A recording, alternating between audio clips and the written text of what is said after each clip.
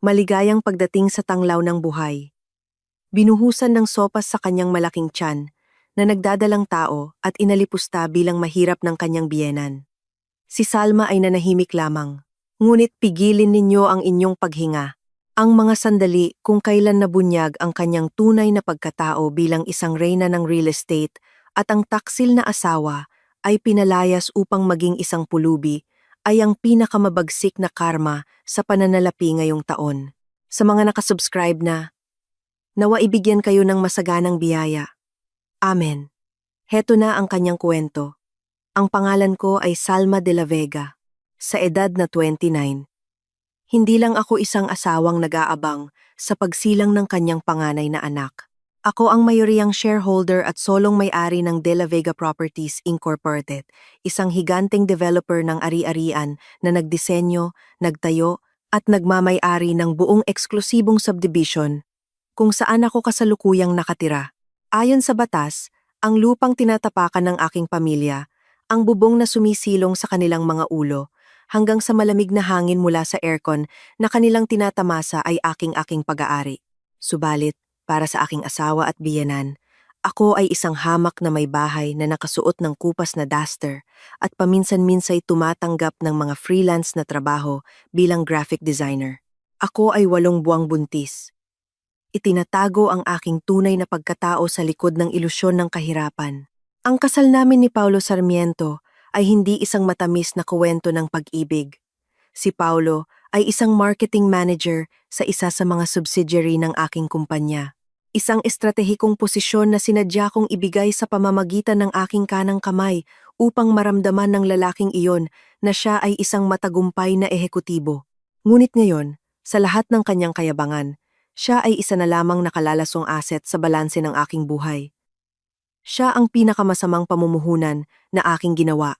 Sanay si Paulo na ituring ang sarili bilang hari.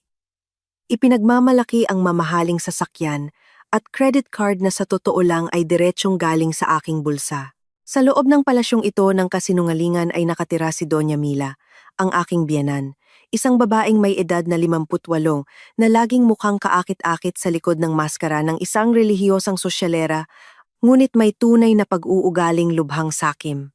Siya ay isang tunay na linta na sumisipsip sa bawat patak ng pribilehiyo ng kanyang anak. Tila hindi pa sapat ang kayabangan. Kamakailan, nadagdagan pa ang kabulukan sa aming tahanan. Ang matapang na amoy ng murang vanilla perfume ay madalas na kumakapit sa kwelyo ng polo ni Paulo, kasabay ng mga kahina-hinalang transaksyon sa aming joint account. Ang perang ipinagkatiwala ko na, kunwari para sa ipon sa panganganak, ay mabilis na dumadaloy sa account ng ibang babae. Si Paulo ay gumagawa ng pugad para sa isang murang kabit. Nakakatawa. Akala niya'y napakagaling niyang magtago. Minamanmanan ko ang bawat pisong lumalabas. Ngunit pinili kong manahimik. Naghahanda ako ng isang malinis at nakamamatay na kasong sibil. Ngayong gabi, ang tensyon sa hapagkainan ay ramdam na ramdam. Sa ibabaw ng imported na mesa na nagkakahalaga ng milyon-milyong piso, kung saan ang sertipiko ng pagbili ay nakapangalan sa akin, nakahain ang isang simpleng hapunan. May isang malaking mangkok ng chicken and corn soup na unti-unti nang lumalamig at nawawalan ng singaw. Tahimik akong nakaupo. Hinahaplos ang aking malaking tiyan, nararamdaman ang maliliit na sipa ng aking sanggol. Sa tapat ko, abala si Paulo sa pag-type sa kanyang cellphone habang may ngiting aso sa labi. Si Doña Mila ay nakaupo sa dulo ng mesa. Ang pangunahing puwesto na lagi niyang inaangkin bilang kanyang trono. Ang kanyang kulubot na leeg ay pinalamutian ng makapal na kuwintas na ginto na binili mula sa taunang bonus ni Paulo. Isang peking bonus na sa katunayan ay pag-apruba ng pondo na ako mismo ang pumirma sa aking opisina noong nakaraang linggo.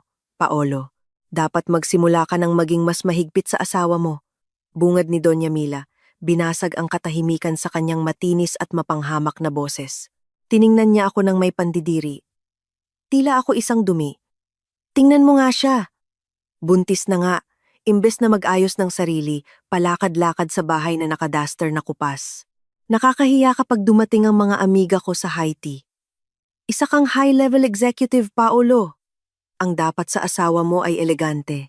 Yung maipagmamalaki, hindi isang babaeng mahina na palamunin lang at umuubos ng bigas. Tinitigan ko lang ang aking mangkok ng sopas sa katahimikan. Walang saysay na makipagtalo sa matandang babae, na ang kapasidad ng utak ay hanggang sa pagpapakitang gilas ng mga peking alahas. Tama si Mama. Sagot ni Paulo ng kaswal. Hindi inaalis ang tingin sa kanyang cellphone. Salma, bumili ka naman ng disenteng damit o makeup. Gamitin mo yung supplementary credit card na binigay ko sa'yo. Huwag mo akong pagmukhaing kuripot na asawa. Ang mga mapanghamak na salita mula kay Paulo ay ang perpektong gatilyo na hinihintay ko. Dahan-dahan kong inilapag ang aking kutsara sa plato. Lumikha ng isang matalas na kalansing na biglang nagpatigil sa kanyang pag-type. Credit card? Tanong ko sa isang boses na patag, hindi nagbabago at kontrolado. Ibig mong sabihin, yung credit card na ang bill ngayong buwan ay biglang lumobo hanggang umabot ng 5,000? Hindi ko talaga alam kung kailan pa naging kasing halaga ng isang bagong labas na designer bag ang duster kong kupas na ang notifikasyon ng bill ay pumasok sa email ko kahapon ng hapon, Paolo. Si Paulo ay biglang nagulat at napatingala. Ang kanyang mukha ay biglang namutla na parang naubusan ng dugo. Ang kanyang pagkataranta ay kitang-kita at napakalinaw. Iiyan ay para lang sa pag-asikaso sa mga kliyente mula sa opisina. Salma, palusot niya na mabilis ang pagsasalita. Tumaas ng isang oktaba ang kanyang boses dahil sa kaba. Ikaw, pangbahay ka lang. Wala kang alam sa negosyo. Bilang isang marketing manager, kailangan kong regular na mag-entertain ng mahahalagang kliyente ng kumpanya. Sa tingin mo ba, ang daan-daang libong piso ay nahuhulog lang mula sa langit? Lahat ng gastusing iyon ay investment para sa capital gain at para sa ating kinabukasan. Ang aking isip ay tumawa ng may pangungutya. Ang bank statement at credit card history na aking nakuha ay malinaw na nagpapakita ng mga transaksyon sa isang designer boutique para sa damit pambabae at pagbabayad ng down payment para sa isang marangyang apartment sa sentro ng lungsod. Lahat ng nakaw na luho na iyon ay para sa isang babaeng linta na nagngangalang Katrina. Hindi alam ni Paulo na ang kawawang lalaki ay nagsisinungaling mismo sa harap ng taong nag-aapruba sa bawat sentimong kanyang ginagastos. Nakalimutan niya na hawak ko ang ganap na veto power sa lahat ng daloy ng pondo sa kumpanyang pinagkukunan niya ng ikinabubuhay. Nag-entertain ng kliyente sa isang butik ng mga pambabaeng bag at isang inuupahang marangyang apartment sa sentro ng lungsod. Ganti ko. Ang aking boses ay nanatiling nagyayelo. Kabaligtaran ng malamig na pawis na nagsisimulang dumaloy sa sentido ng aking asawa. O nag-entertain ng isang tao na ang vanilla perfume ay laging nakakapit sa kwelyo ng polo mo tuwing umuuwi ka ng madaling araw. Ang mukha ni Paulo ay biglang namula sa hiya. Ngunit bago pa makasagot ang duwag na lalaki, malakas na hinampas ni Doña Mila ang mesa. Ang basong may tubig sa harap niya ay malakas na umuga. Ang lakas ng loob mong pagbintangan ng anak ko ng kung ano-ano, sigaw ni Doña Mila. Ang mga ugat sa kanyang leeg ay lumitaw habang pinipigilan ng galit. Ang kanyang maskara bilang sosyalera ay agad na gumuho at napalitan ng tunay na mukha ng isang sakim na babae na pakiramdam ay nanganganib ang kanyang kapangyarihan sa isang babaeng itinuturing niyang mababa. Ang anak ko ay nagbabanat ng buto araw at gabi para buhayin ka. Isa ka lang mahirap na babae na napakasuwerteng inangat ang antas ng buhay ni Paulo. Isang babaeng walang utang na loob. Binabasa ko lang ang datos mula sa bill, Mama. Sagot ko ng mahinahon, nakatitig ng diretso sa kanyang mga matang nag-aapoy sa puot. At sa kasamaang palad, ang datos sa pananalapi ay hindi kailanman nagsisinungaling, hindi tulad ng ipinagmamalaki ninyong anak. Nang marinig ang lohikal at matalas na sagot, sumabog ang ego ni Doña Mila. Para sa kanya, ang pagkwestiyon sa kadakilaan at kabanalan ng kanyang anak ay isang malaking kasalanan na hindi mapapatawad. Sa isang magaspang na kilos na dulot ng purong puot, kinuha ni Doña Mila ang mangkok ng sopas sa harap niya. Nang walang anumang babala, inihagis niya ang mangkok kasama ang lahat ng laman nito diretso sa akin. Blag, ang sopas na maligamgam na, kasama ang mga piraso ng manok at mais, ay tumama ng husto sa aking tiyan na 8 buwang buntis. Ang malapot na sabaw ay mabilis na tumagos sa tela ng aking duster, tumutulo at nagpaparumi sa makintab na marmol na sahig sa ilalim ng aking mga paa. Hindi ito mainit sa balat, sa halip ay malamig, basa, at sobrang nakakadiri.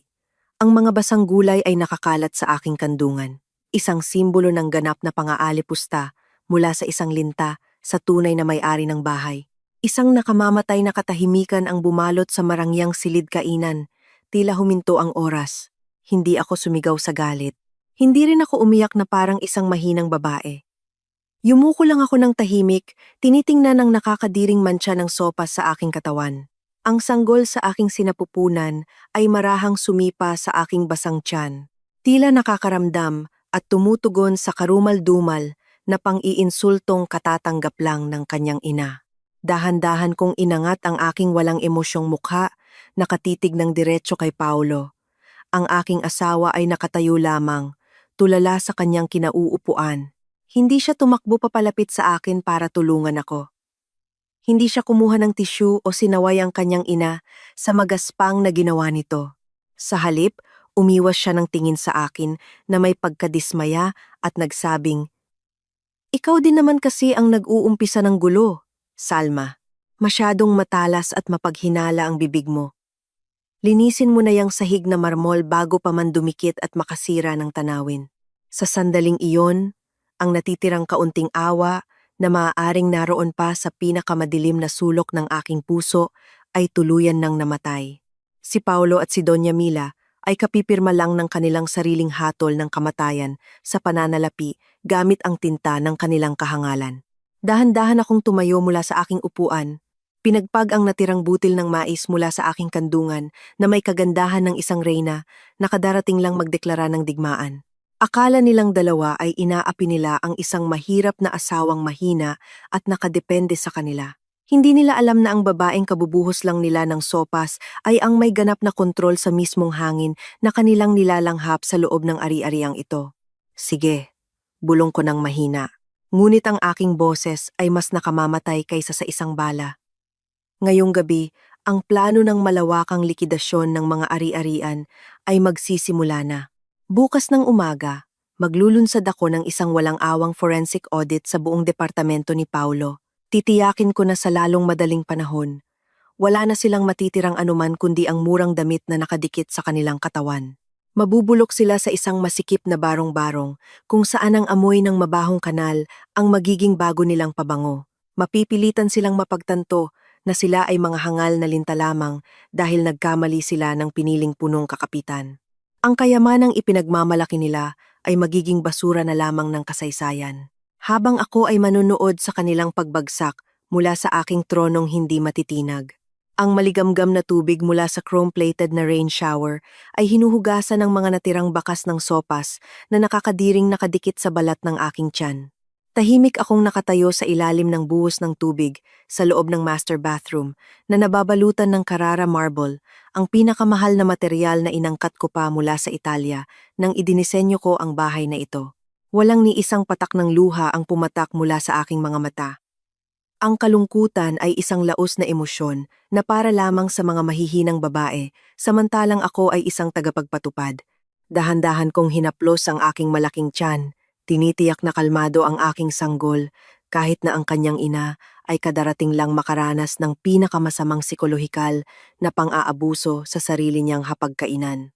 Ang kupas na duster na suot ko kanina ay nakatambak na ngayon sa sulok ng laundry basket, isang tahimik na saksi sa kung gaano kababa ang trato ng matandang linta at duwag na lalaking nakikitira sa ilalim ng aking bubong.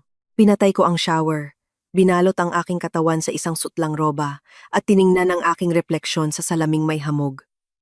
Ang mukhang ito ay masyadong mahalaga para iyakan. Madaling araw na.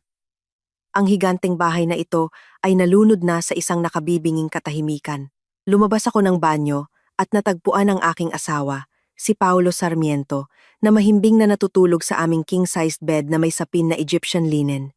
Ang kanyang hilik ay banayad, na parabang wala siyang anumang kasalanan sa pinansyal o moral. Nakakatawang makita ang isang linta na natutulog ng mahimbing sa isang kutsyon na nagkakahalaga ng daan-daang libo na hindi niya kailanman kayang bilhin gamit ang sarili niyang sahod.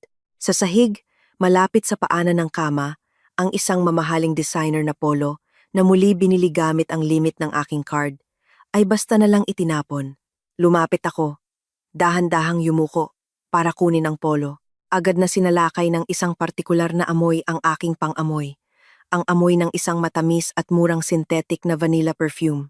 Isang amoy na salungat sa eleganteng pabango ng oud at sandalwood na laging bumabalot sa bawat sulok ng aking ari-arian. Ang amoy ng kataksilan sa mamahaling polo na iyon ay talagang nagpasuka sa akin, ngunit kasabay nito'y nagbigay linaw sa aking target. Hindi lang basta nakikipaglaro si Paulo. Ginagamit niya ang pera mula sa portfolio ng aking kumpanya upang pondohan ang kanyang katangahan. Itinapon ko ang polo pabalik sa sahig.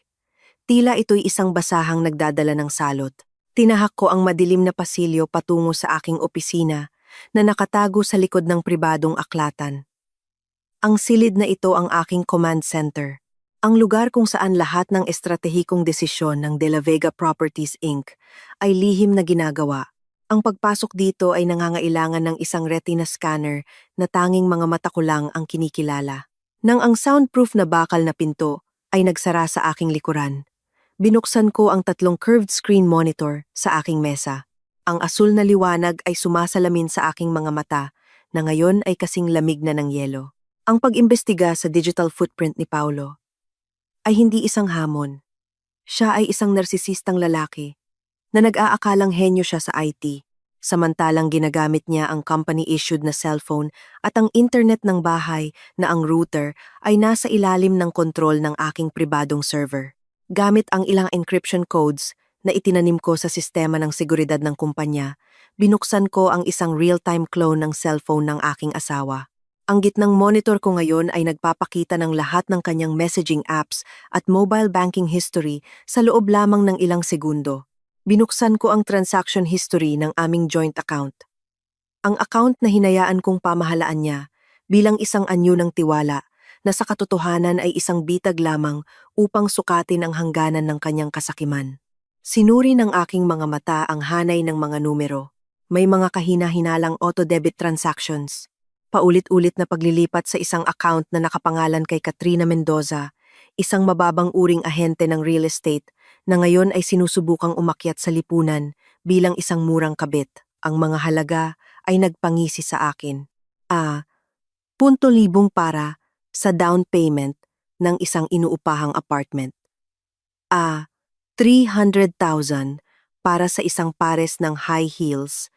400,000 para sa mga paggamot sa isang beauty clinic.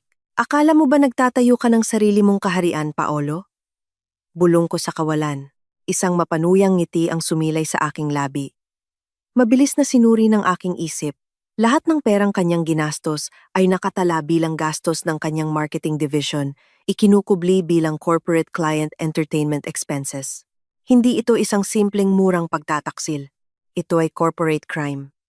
Ang paglustay ng pondo at pag-abuso sa kapangyarihan ay mga matutulis na bala na gagamitin ko sa kasong sibil. Siya mismo ang humuhukay ng sarili niyang libingan. Binuksan ko ang hidden photo gallery sa cellphone ni Paulo.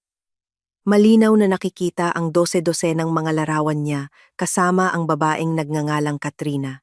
Isang babaeng may blonde na buhok, sobrang makeup, at mapanghamong mga pose sa loob ng apartment na, kabalintunaan, ay nasa isa sa mga residential tower na pag-aari mismo ng aking kumpanya. Sa isang larawan, hawak ni Katrina ang isang designer bag habang hinahalikan si Paulo sa pisngi. Ang caption na nakasulat sa screenshot ng kanyang lihim na Instagram ay nakakatawa. Spoiled by my future CEO husband. Isang mahina at malamig na tawa ang kumawala sa aking lalamunan. Future CEO husband. Nakakaawa ang kanilang ilusyon. Si Paulo ay walang kahit na veto power para palitan ang coffee maker sa branch office nang walang nakasulat na pahintulot mula sa akin. Hindi talaga alam ng lintang babaeng iyon na ang lalaking kanyang pinipiga ay isang papet lamang na ang mga tali ay mahigpit kong hawak. Nangarap si Katrina na maging reyna. Samantalang naglalaro lang siya sa loob ng kulungan ng leon, na ang susi ay matagal ko nang isinara. Lumipat ako sa kaliwang monitor at binuksan ang database ng mga empleyado at asset ng kumpanya. Ang aking mga daliri ay mabilis na sumayaw sa ibabaw ng mechanical keyboard.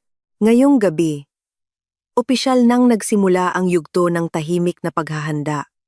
Inihanda ko ang isang draft ng utos para sa aking finance team.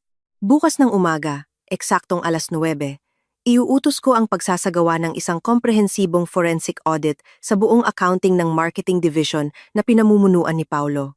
Bawat sentimong ninakaw niya para sa kanyang kabit ay maitatala bilang isang legal na utang sa mata ng batas. Hindi lang iyon, sinimulan ko ring ihanda ang isang matrix para sa pag-freeze ng access ni Doña Mila. Ang kanyang VVIP health insurance at access sa mga reserbang account ay unti-unting puputulin. Ang mayabang na babae na nag-akalang makapangyarihan siya dahil sa paghahagis ng mangkok ng sopas sa akin ay malapit ng masakal sa pananalapi. Matututunan niya na ang kayabangan na walang pundasyon ng yaman ay isang mabilis na daan patungo sa isang napakahiyang pagkawasak. Dahan-dahan kong aalisin ang bawat karangyaang kanyang tinatamasa. Sumandal ako sa aking leather na upuan, tinitingnan ang hanay ng mga ebidensya ng kataksilan sa monitor. Si Paulo, Katrina, at Doña Mila ay nagsasaya sa kanilang kahangalan. Akala nila, ako, ang kanilang pinababang tingin na mahirap na asawa, ay umiiyak at nagluluksa. Hindi nila kailanman inakala na sa likod ng bakal na pintong ito, ang may-ari ng kapital ay nagdidisenyo ng isang senaryo ng ganap na pagkabangkarote. Inihanda ko na ang proseso ng likidasyon ng asset upang hubaran sila mula sa lahat ng ilusyon ng karangyaan na kanilang suot. Kapag natapos na ang forensic audit na ito at nakalap na ang lahat ng ebidensya, hindi ko lang sisibakin si Paulo. Titiyakin kong mapapasok siya sa credit blacklist na magiging dahilan upang hindi na siya makautang ng kahit isang kusing mula sa anumang bangko.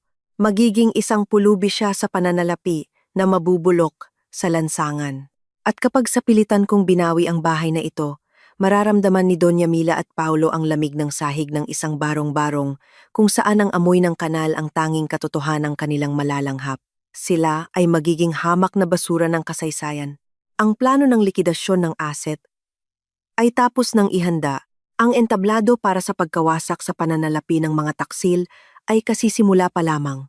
Ang sikat ng araw sa umaga ay tumatagos sa stained glass ng pribadong lobby ng The Azure Residences, isang ultra-premium na apartment tower na matayog na nakatayo sa puso ng business district ng Metro Manila. Ang 50-nama palapag na gusaling ito ay ang hiyas sa korona ng malawak na portfolio ng De La Vega Properties Incorporated. Siyempre, ang titulo ng lupa at ang buong istruktura ng bakal ng higanteng gusaling ito ay nakapangalan sa akin. Ngayong araw, hindi ako nakasuot ng kupas na duster na laging pinipintasan ng aking biyenan sa hapagkainan. Suot ko ang isang eleganteng itim na sutlang maternity dress na tinirnuhan ng designer sunglasses at isang cashmere coat na nagtatago sa aking malaking tiyan. Walang sinumang bisita sa pampublikong lobby na ito ang nakakilala sa mukha ng Big Boss. Dahil lagi akong dumarating ng hindi napapansin. Gamit ang VVIP elevator na direktang konektado sa isang espesyal na monitoring floor sa penthouse area. Si Ginoong Santos, ang pinakamataas na operations manager ng The Azure, na sumusunod lamang sa aking mga utos, ay naghihintay na sa akin sa harap ng Unit 42B na may tuwid na tindig ngunit bahagyang nanginginig. Alam niya na ang kanyang pinakamataas na boss ay hindi kailanman personal na pumupunta sa lugar maliban kung may isang malubhang problema na kailangang agarang solusyonan. Magandang umaga po, Ginang Salma. Ang target po ay nasa loob na ng Unit 42A, may 15 minuto na ang nakalipas. Ulat ni Ginoong Santos na may pigil na boses, yumuko ng may paggalang habang ako'y pumapasok. Hindi ko sinagot ang kanyang pagbati. Isang maliit at malamig na tango lamang ang aking ibinigay. Pumasok kami sa Unit 42B, isang bakanteng unit na eksaktong katabi ng Unit 42A. Sa sala, ang aking pinagkakatiwalaang IT staff ay naghanda na ng isang 60-inch na 4K monitor. Ang high-resolution na screen ay direktang konektado sa isang nakatagong smart home security system na naka-install sa lahat ng bakanteng unit ng aking kumpanya. Sa pamamagitan ng lens ng mga cyber camera na ito, kaya kong subaybayan ang bawat galaw kahit pa ng isang lamok. Sa screen, ang nakakadiring tanawin ay napakalinaw na nakahain. Ang aking asawa, si Paulo Sarmiento, ay nakatayo sa harap ng floor-to-ceiling na salamin na bintana na may mayabang na postura. Nakapulupot ang kanyang mga braso sa baywang ng isang batang babae na abala sa pag-record ng tanawin ng lungsod gamit ang kanyang cellphone. Ang babaeng iyon ay si Katrina, ang murang kabit na nangangarap na umakyat sa hanay ng mga elitistang sosyalera. Ang kanyang buhok ay may kulay na hindi pantay na blonde. Suot ang isang hapit na pulang damit na masyadong pilit at bitbit ang isang mamahaling bag na nagkakahalaga ng ayep 1.5 milyon na itinuturing kong isang nakalalasong asset dahil binili ito gamit ang pondo ng kanyang dibisyon. Nag-cruise ako ng mga braso sa aking dibdib. Nakatitig sa screen na may mga matang kasing lamig ng yelo sa North Pole. Babe, ang ganda talaga ng view! Ibang-iba sa bahay ninyo na masyadong boring at luma. Kailan ba tayo pwedeng lumipat dito? Malanding sabi ni Katrina. Ang kanyang boses ay pilit na pinatining habang nakakapit sa braso ni Paulo na parang isang gutom na linta. Tumawa si Paulo ng mayabang. Isang hungkag na tawa na tanging sa mga linta lamang na nag-aakalang naloko nila ang kanilang punong kahoy. Kaagad, babe, medyo mabigat ang presyo ng unit na to. Pero hindi problema para sa isang top-level manager na tulad ko. Naghanda na ako ng elapak milyon cash para sa down payment ngayon din. Saka, kailangan ko rin ng matatakbuhan mula sa asawa kong probinsyana. Si Salma, isa lang siyang mahirap na babae na nakikitira lang dahil sa kabaitan ko. Nakakasira ng gana na makita siyang palakad-lakad sa bahay na nakaduster at may malaking tiyan. Wala siyang alam sa mundo ng negosyo o sa lifestyle ng isang high-class executive na tulad ko. Tumawa si Katrina ng malutong. Isang mapanuyang tawa na malinaw na umalingaw-ngaw sa pamamagitan ng mga speaker sa aking monitoring room. Buti naman natauhan ka na, Paolo.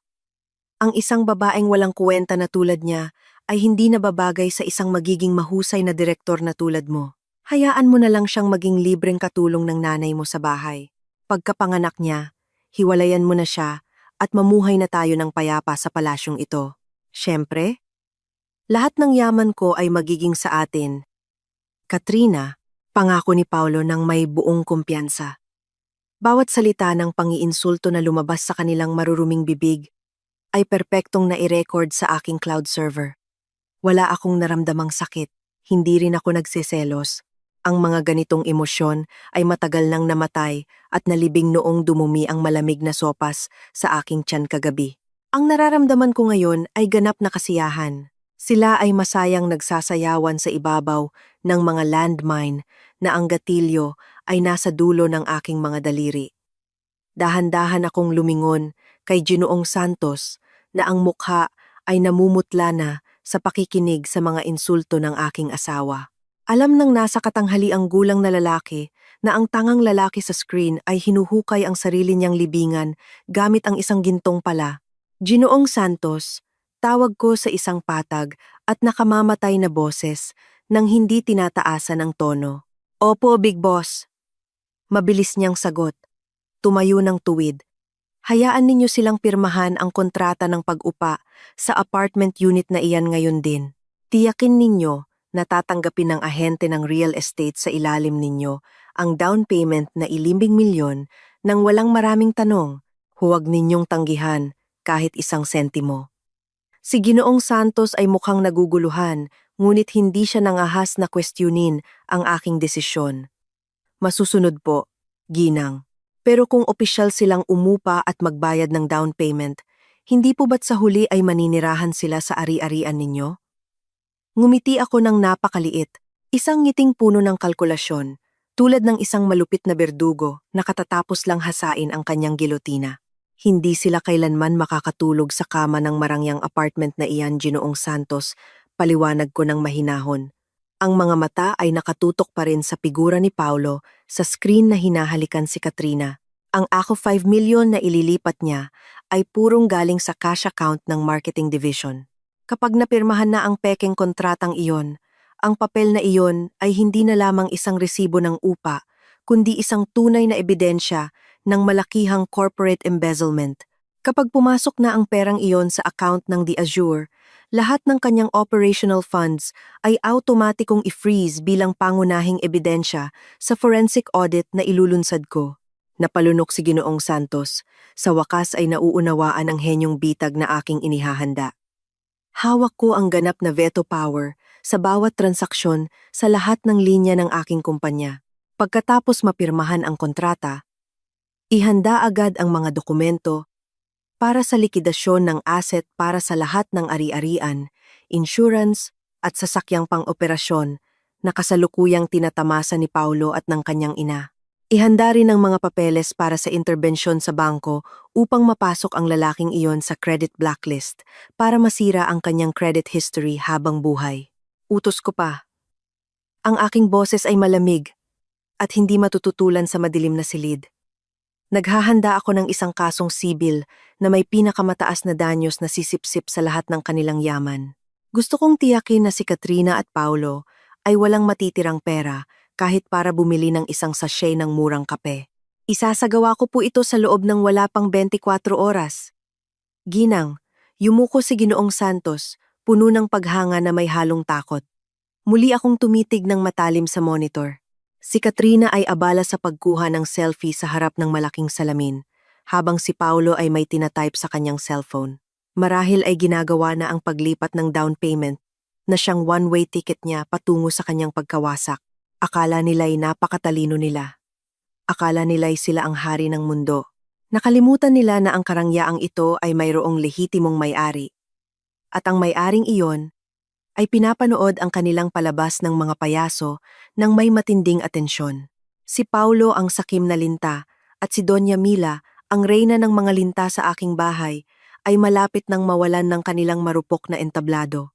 Ang ilusyon ng karangyaan na nagpoprotekta sa kanila mula sa katotohanan ay sapilitan kong aalisin hanggang sa mga ugat nito.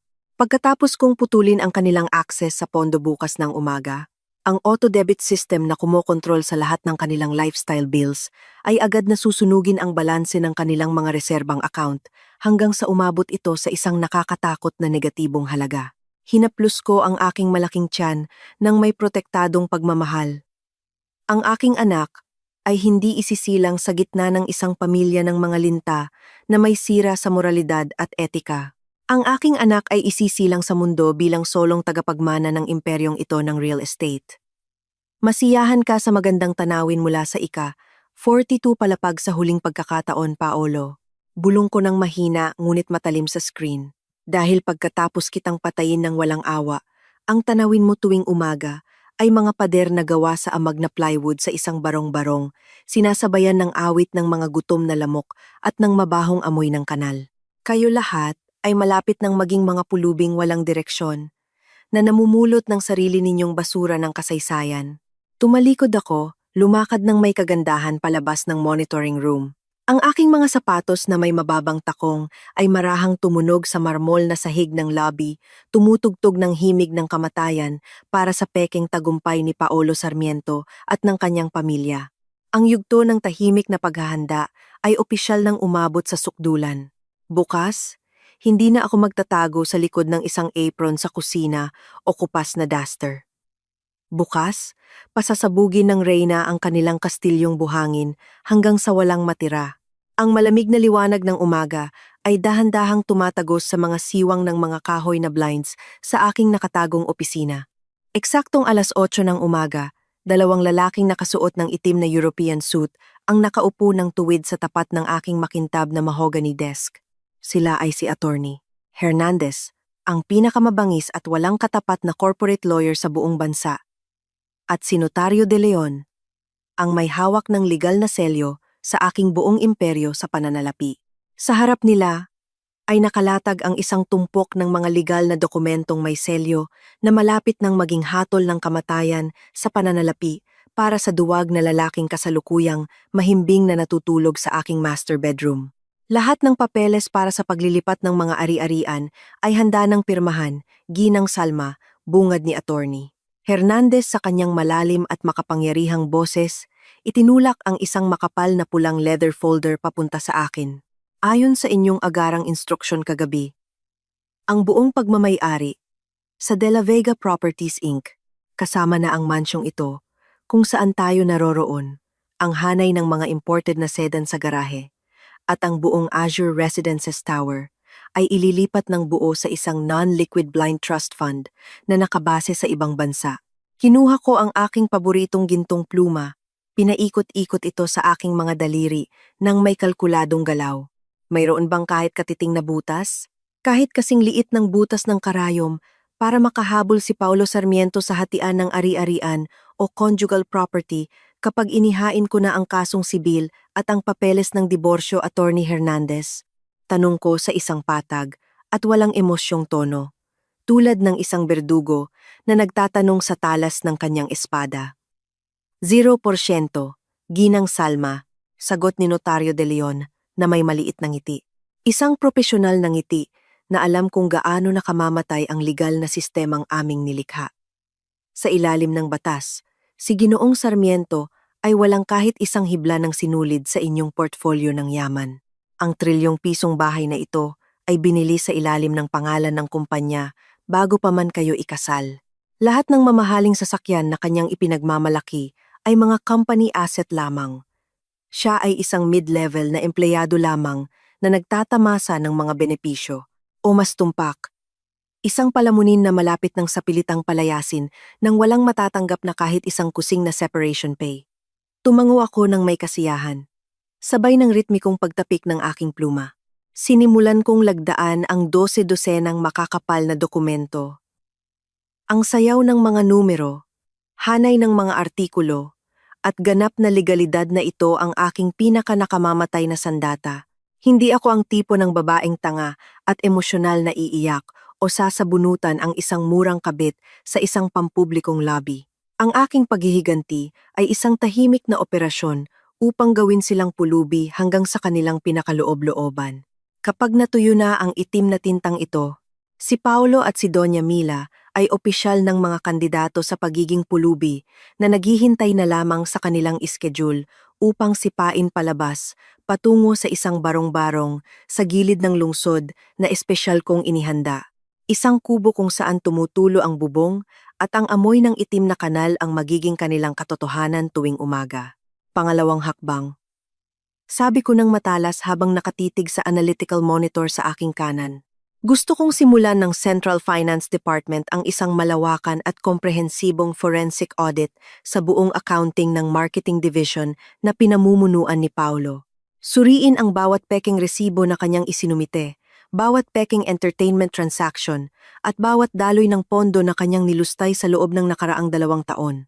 Gawing pangunahing ebidensya ang UR 5 milyong iligal niyang inilipat sa account ng The Azure kahapon para sa krimen ng corporate embezzlement. Unti-unti at sistematikong i-freeze namin ang daloy ng kanyang pondo para hindi niya mapansin ang bitag, ginang, isinulat ni Attorney Hernandez gamit ang kanyang pilak na pluma. Aakalain niyang ito ay isang simpleng paghihigpit sa budget o isang taunang internal audit lamang. Eksakto.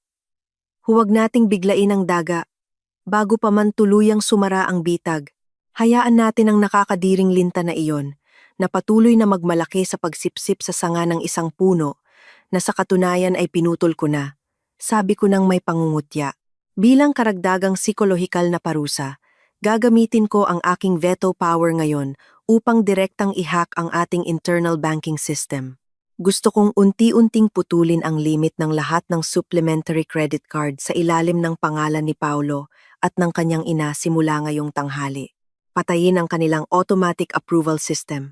Mag-iwan lamang ng maximum limit na 20,000 sa kanilang platinum card para magmukha silang mga payasong pulubi na naguguluhan kapag sinusubukang bumili ng mga branded na gamit sa mall.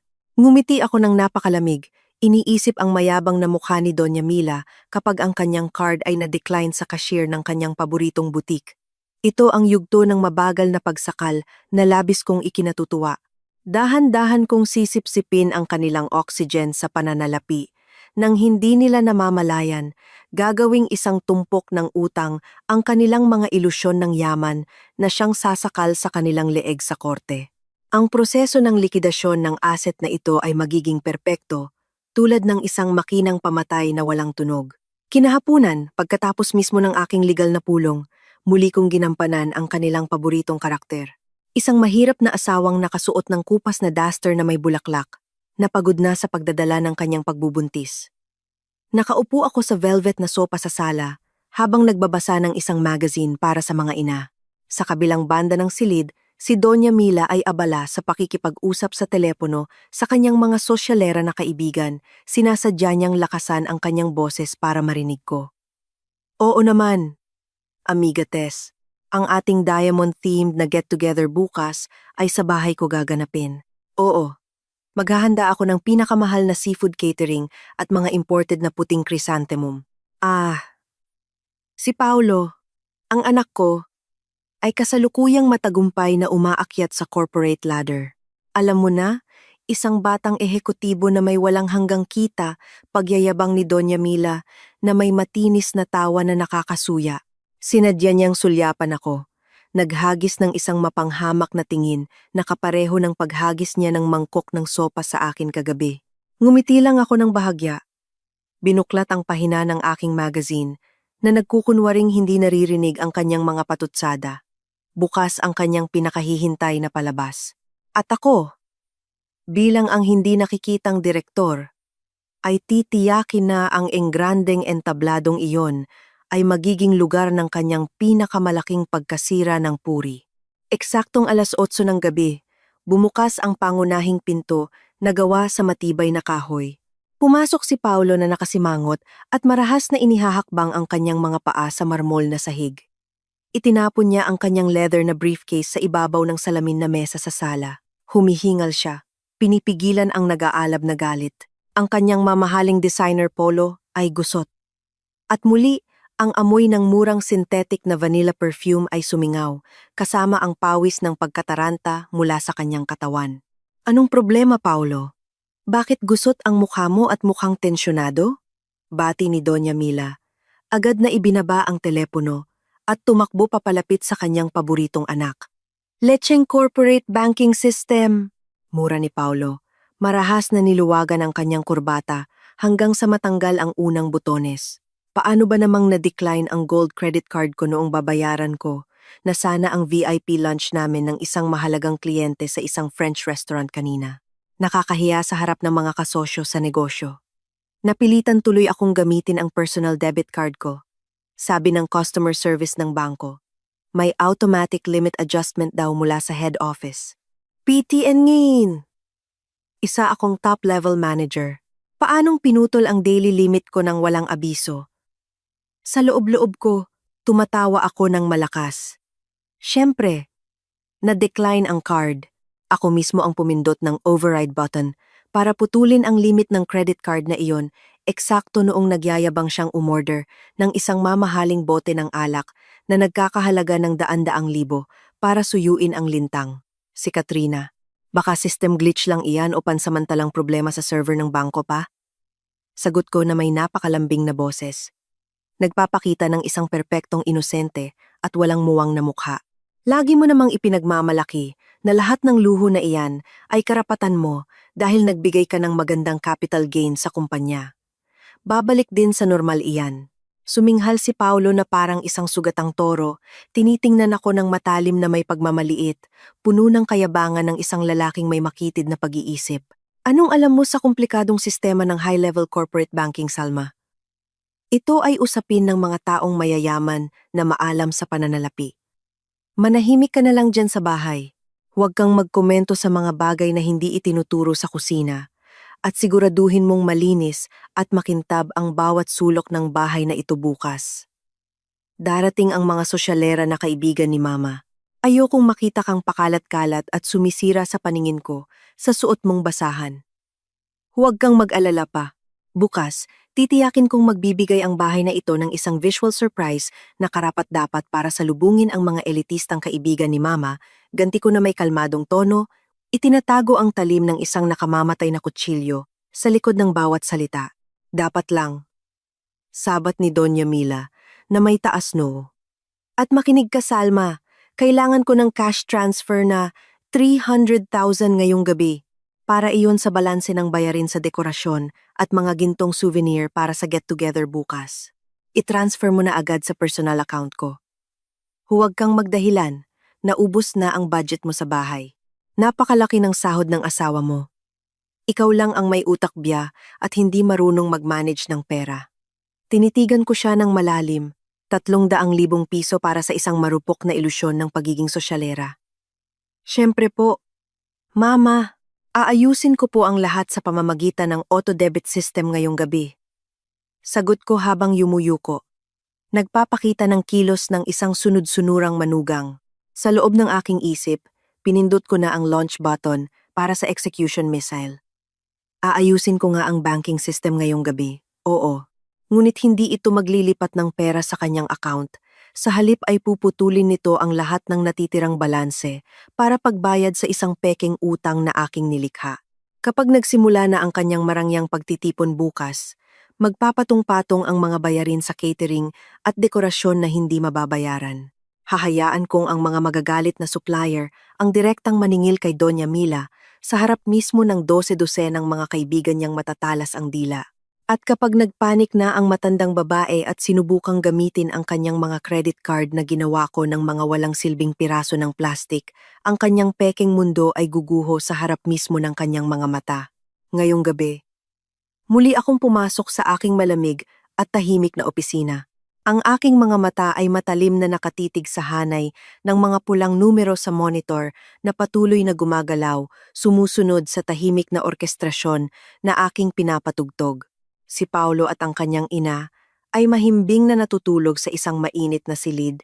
Hindi namamalayan na bukas ng umaga ay magigising sila bilang mga bihag ng batas na ang kanilang punong kahoy ay nagmutate na sa pinaka-nakamamatay na berdugo. Ang forensic audit ay walang awang isinasagawa.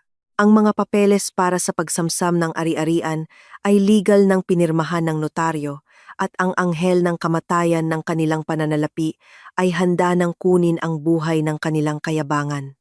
Si Paulo at si Doña Mila ay nagbibilang na lamang ng oras hanggang sa ang mabahong amoy mula sa tumpok ng basura ng kanilang mga kasinungalingan ay sumakal sa kanilang leeg at itapon sila sa isang bangin ng walang hanggang kahirapan upang mabulok sa madilim na data ng credit blacklist.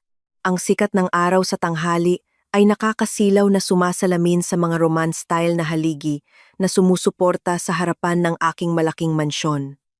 Ngayon ang malaking araw para kay Doña Mila. Mula 8:00 ng umaga, abala na ang matandang linta sa pag-uutos sa akin, tinitiyak na ang bawat sulok ng marmol na sahig ay makintab at walang bahid ng alikabok. Sinadya pa niyang magtapon ng kaunting tsaa sa ibabaw ng mamahaling mesa para lang makita akong yumuko at linisin ito. Pinaglingkuran ko siya nang may nakakasuyang pagsunod. Suot ang isang kupas na duster na may batik na disenyo na sinadya kong piliin para maging perpekto ang aking pagganap bilang isang walang sahod na katulong. Sa likod ng aking pagyuko, tiniyak ng aking mga matang parang agila na lahat ng nakatagong high-resolution na CCTV camera sa sala, silid kainan at hanggang sa terasa ay aktibong nagre-record. Ang mga mini parabolic microphone na nakatago sa likod ng mga chandelier na kristal ay kukunin ang bawat bulong ng kasinungalingan na lalabas sa bibig ng aking biyenan ng may ganap na kalinawan. Hindi ito isang simpleng home video. Ito ay mga visual at audio na ebidensya para palakasin ang kasong sibil na inihahanda ni Attorney Hernandez. Eksaktong 1:00 ng hapon, nagsimulang pumasok ang mga mamahaling sasakyan sa parking lot ng aking bahay na kasing laki ng isang tennis court. Dose-dosenang mga nasa katanghaliang gulang na babae na may makakapal na makeup at mga kapansine-pansing branded na bag ang bumaba, sinalubong ni Doña Mila na naghihintay sa pintuan na parang isang reyna. Ang gintong brocade na damit na suot niya ngayon ay binili mula sa pagpiga sa limit ng supplementary credit card na ngayon ay isa na lamang walang halagang piraso ng plastic. Wow, Amiga Mila, ang ganda talaga ng bahay ng anak mo. Kaya pala gustong-gusto mong tumira dito, sabi ng isang babaeng bilog ang mukha na may sobrang laking perlas na kuwintas. Si Amiga Tess iyon. Tumawa si Doña Mila ng mayabang. Ang kanyang tawa ay umalingaw-ngaw sa sala na may pinakamataas na antas ng kayabangan. Siyempre naman, amiga. Si Paulo kasi ay isang top-tier executive, ang pinakamalaking nagbibigay ng capital gain sa kumpanya niya. Itong bahay na nagkakahalaga ng AA 2 bilyon ay purong pinaghirapan ng anak ko. Binili niya ito ng cash para sa aking kaginhawaan sa pagtanda. Ako, na naghahain ng isang tray ng mga malamig na mocktail, ay nagpigil lamang ng isang mapanuyang ngiti. Pinaghirapan ng anak mo? Pangungutya ng aking isip. Ang isang buwang sahod ni Paulo ay hindi sapat para bayaran ang maintenance ng swimming pool sa likod bahay. Bawat baldosa na tinatapakan ng kanilang mga sapatos na may mataas na takong ay purong resulta ng portfolio ng negosyo ng De La Vega Properties Incorporated na pag-aari ko. Ang matandang lintang ito ay walang kahihiyang inaangkin ng aking palasyo sa harap ng publiko. Teka Mila, sino to? Bagong katulong? Bakit ang dungis? Tapos buntis na buntis pa. Sabi ng isa pang babae na may salamin. Itinuturo ako gamit ang dulo ng kanyang daliri na may diamanting singsing. Tiningnan ako ni Doña Mila ng may pagkapuot at pandidiri na sinadya niyang ipagyabang. Huwag ninyo siyang pansinin. Siya si Salma, asawa ng anak ko, isang babae mula sa mahirap na pamilya na palamunin lang dito sa marangyang bahay. Masyadong mabait si Paulo para pulutin siya. Ang trabaho lang niya ay umubos ng bigas at maging panggulo sa paningin. Ni hindi nga niya kayang alagaan ang sarili niya.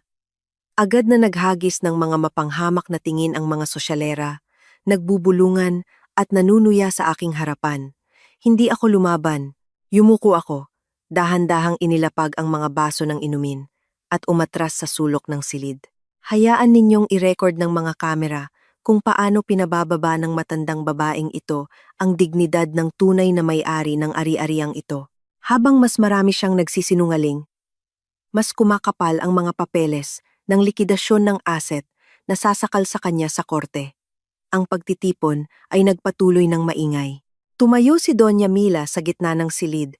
Ipinagmamalaki ang kanyang gintong kuwintas at mga mamahaling singsing na tinawag niyang maliit na regalo mula sa kanyang anak. Ikinuwento niya kung gaano katagumpay si Paulo nang hindi alam na ang aking asawa ay abala sa paglilipat ng ninakaw na pera para sa isang murang kabit na nagngangalang Katrina. Lahat ng gintong alahas na nakakabit sa kanyang matandang katawan ay mga nakalalasong asset lamang na sa huli ay sapilitang kukunin ng korte para pagbayad sa kanilang mga peking utang. 3:00 ng hapon, dumating ang kasukdulan ng palabas na ito. May kumatok ng medyo malakas sa pinto. Isang lalaking nakapormal na damit na may name tag mula sa isang elitistang catering and decoration vendor ang pumasok. Dala ang isang wireless POS machine at isang makapal na invoice. Paumanhin po sa abala, Ginang Mila. Kami po ay mula sa Legrande Catering para singilin ang natitirang bayarin para sa event ngayon.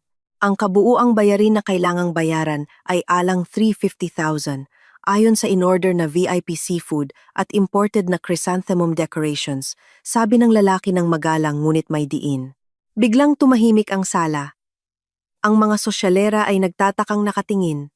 Si Doña Mila, na may taas noo at mayabang na ngiti, ay kaswal na iwinagayway ang kanyang kamay. Ay, napakamura lang yan, sabi niya, nang mayabang. Sinasadyang lakasan ang kanyang boses para marinig ng lahat. Kinuha niya mula sa kanyang peking Hermes bag na inaangkin niyang tunay ang isang platinum credit card. I-swipe mo na lang diyan. Bilisan mo. Nag-enjoy pa ang mga bisita ko. Kinuha ng lalaki ang card, ipinasok sa POS machine, at pinindot ang halaga. Kumurap-kurap ang screen habang nagpoproseso. Ilang segundo pagkatapos, naglabas ang makina ng isang mahaba at matinis na tunog. Kumunot ang noo ng lalaki. Tinitingnan ang maikling resibong lumabas. Paumanhin po ginang, pero declined po ang transaksyon. Tinanggihan po ang card ninyo. Ulat ng lalaki sa isang patag na boses. Natigilan si Doña Mila. Ang kanyang mukha ay biglang nanigas. Ano? Imposible! Baka sira ang makina mo. Ang limit ng card ko ay milyon-milyon. Ulitin mo nga. Sumunod ang lalaki. Muling iswipe ang card. Ang parehong tunog ay muling narinig. Decline pa rin po, ginang. May nakalagay na insufficient funds at card retained instruction mula sa bangko. Nagsimulang marinig ang mga bulungan mula sa mga bisita. Si Amiga Tess at ang kanyang mga kaibigan ay nagpalitan ng tingin na may hinala at pigil na tawa. Ang mukha ni Doña Mila ay namula na parang nilagang alimango. Nagsimulang gumuho ang kanyang maskara ng kadakilaan dahil sa pagkataranta. Imposible. Salma, halika rito. Sigaw niya ng histerikal. Itinuturo ako na nakatayo malapit sa isang haligi. Hindi mo siguro ni-transfer yung perang hiniling ko kagabi, no? Hayop kang mahirap ka na walang silbi. Bayaran mo to ngayon gamit ang card ng asawa mo. Lumakad ako papalapit ng dahan-dahan at may sukat. Ang aking mga mata ay nakatitig ng diretsyo sa kanyang mga matang nanlalaki. Nakalimutan niyo po yata, Mama. Kagabi hiniling niyo sa akin na ayusin ang auto-debit system mula sa reserve account. Pero sa kasamaang palad, kaninang umaga lang po ay na-block ng bangko ang lahat ng credit access ni Pa dahil sa natuklasang financial issues. Anong financial issues? Isang matagumpay na direktor ang anak ko. Sigaw ni Doña Mila. Ang kanyang boses ay basag at nanginginig. Ang taga-catering ay tumikhim ng malakas, nawawalan na ng pasensya. Ginang, hindi po kami tumatanggap ng dahilan. Kung hindi mababayaran ng credit card na ito, gamitin niyo na lang po ang ibang card o magbayad ng cash ngayon din ng gate 350,000. Kung hindi, mapipilitan kaming dalhin ang usaping ito sa pulisya sa salang panloloko. Kinuha ni Doña Mila ang kanyang bag na may nanginginig na kamay. Inilabas ang 3 pang credit card mula sa ibang bangko. Iswipe ng lalaki ang mga ito isa-isa. Declined. Declined. Declined. Lahat ng card ay mga basurang plastik na lamang. Kagabi, ako, ang berdugo, ay nag-hack at nag-utos sa mga bangko na putulin ang lahat ng kanilang limit sa dahilan ng fraud prevention. Imposible! Paolo, ang pera ng anak ko! Bulong ni Doña Mila ng histerikal. Nanghina ang kanyang mga tuhod at halos matumba siya sa marmol na sahig kung hindi siya kumapit sa gilid ng mesa. Ang kanyang mga sosyalera na kaibigan na kanina'y pumupuri sa kanya ay sabay-sabay na tumayo. Ang kanilang mga mukha ay nagpapakita ng tunay na pandidiri. Diyos ko, Mila! So, nagdedelusyon ka lang pala? Nagpapanggap na mayaman. May trilyong pisong bahay. May anak na ehekutibo. Pero pambayad lang ng E3506 na catering, puro bouncing ang mga card mo. Matalas na sabi ni Amiga Tess. Kinuha ang kanyang bag ng mayabang. Tara na mga amigas, umuwi na tayo. Sayang lang ang oras makisalamuha sa isang manlolokong pulubi, na puro yabang lang, kaya pala ang dungis ng manugang mo. Pamilya pala kayo ng mga mahihirap na nagpapanggap na mayaman. Isa-isang umalis ang grupo ng mga sosyalera, iniwan ang sala na may mga mapanuyang tawa at masasakit na salita. Iniwan nila si Doña Mila, na ngayon ay humahagulgol sa sahig, dala ang kahihiyan na magiging pinakamainit na tsismis sa buong lungsod. Bumagsak siya sa pinakamababang antas ng lipunan na kanyang pinapahalagahan. Ang taga-catering ay nag-krus ng braso, nakatingin ng may pangungutya. Oh, paano po? Ginang, magbabayad po ba kayo? O tatawag na ako ng pulis? Sa gitna ng nakakaaliw na kaguluhang iyon, ang aking isip ay tumawa ng malakas. Ito ang presyo ng kayabangan na walang utak. Ngayon alam na ni Doña Mila kung ano ang pakiramdam na mapahiya, mahubaran ng lahat ng ilusyon ng karangyaan sa harap ng publiko. Ngunit, ito ay pampagana pa lamang. Malapit nang matapos ng forensic audit team ang kanilang ulat at opisyal nang mapapasok ang pangalan ni Paulo sa credit blacklist. Si Paulo at si Doña Mila ay malapit ng kaladkarin palabas ng gate ng bahay na ito. Sila ay gagapang, pupulutin ang basura ng kanilang mga kasinungalingan, iiyakan ang kapalaran na magpipilit sa kanila na manirahan sa isang barong-barong na may mabahong amoy ng kanal. Ang matandang babae na humahagulgol sa sahig ay malapit nang maramdaman ang lamig ng kalsada bilang isang pulubing walang direksyon. At pagdating ng araw na iyon, hindi ako magbibigay ng kahit katiting na awa. Ang kapaligiran sa loob ng aking malaking mansyon, matapos ang nakakahiyang insidente sa pagtitipon kahapon, ay parang isang marangyang sementeryo. Si Doña Mila, ang lintang babae na ang kayabangan ay kahuhubad lang sa publiko, ay nagkulong sa kanyang suite. Tumanggi siyang kumain at palaging pinapatay ang ilaw. nagluluksa sa kapalaran ng kanyang mga credit card na biglang naging mga patay na plastic. Ang kahihiyan niya ay tiyak na umabot na sa langit. Ngunit para sa akin, iyon ay isang warm-up pa lamang. Nakasuot ako ng aking paboritong kupas na duster, nakaupo sa sopa sa silid-aklatan habang humihigop ng isang tasa ng mainit na chamomile tea. Naghihintay sa aking pangunahing biktima na pumasok sa huling bitag. Eksaktong 10:00 ng gabi, umuwi si Paulo nang nagmamadali. Ang kanyang mukha ay tensyonado. Ngunit ang kanyang mga mata ay nagpapakita ng isang malinaw na kislap ng panlilinlang. Wala siyang pakialam sa kanyang ina na nagkakasakit sa isip sa itaas. Ang makasariling lalaking ito ay mayroon lamang isang pokus sa kanyang makitid na utak. Paano makakakuha ng malaking halaga ng cash matapos maparalisa ang kanyang sistema sa bangko kagabi? Ang murang kabit na si Katrina ay tiyak na nagmamakaawa na bayaran na ang kanyang marangyang apartment. Salma, mahal, nagpapahinga ka ba? Bati ni Paulo sa isang boses na pilit na pinalambing. Napakadiring pakinggan siyang tawagin akong mahal habang ang amoy ng pabango ni Katrina ay bahagyang kumakapit pa rin sa manggas ng kanyang Amerikana. Inilapag ko ang aking tasa ng may kagandahan. Oo pa. Bakit? Bihira kang umuwi ng maaga at hanapin ako agad. Umupo si Paulo sa tabi ko. Inilabas ang isang malinaw na plastic folder mula sa kanyang briefcase na may mapanlinlang na ngiti ng isang baguhang salesperson. Inabot niya ang isang dokumentong may selyo sa aking kandungan. Ganito kasi, Sal. May inaalok sa aking isang napakagandang investment sa isang startup. Ang capital gain projection ay maaaring umabot ng 100% sa loob ng isang taon.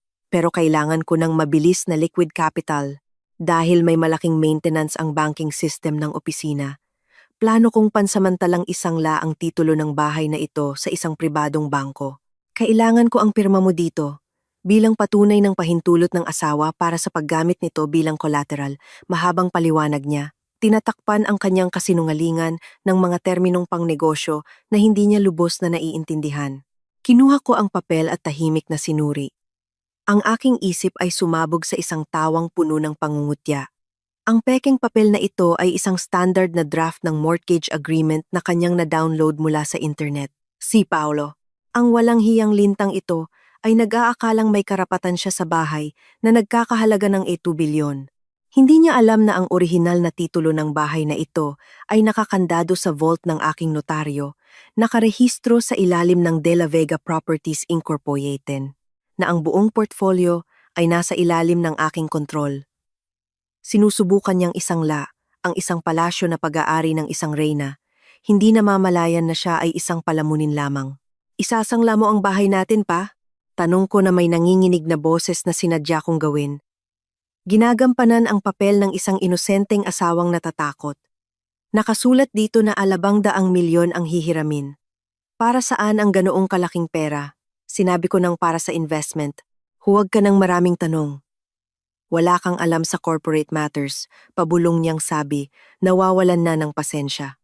Pirmahan mo na lang dyan sa ibabaw ng selyo. Tinitiyak ko sa iyo. Sa loob ng ilang buwan, bayad na ang utang na ito at mas lalo pa tayong yayaman. Yumuko ako. Itinatago ang isang demonyong ngiti na nagsisimulang mabuo sa gilid ng aking labi. Ito ang sandaling pinakahihintay ko.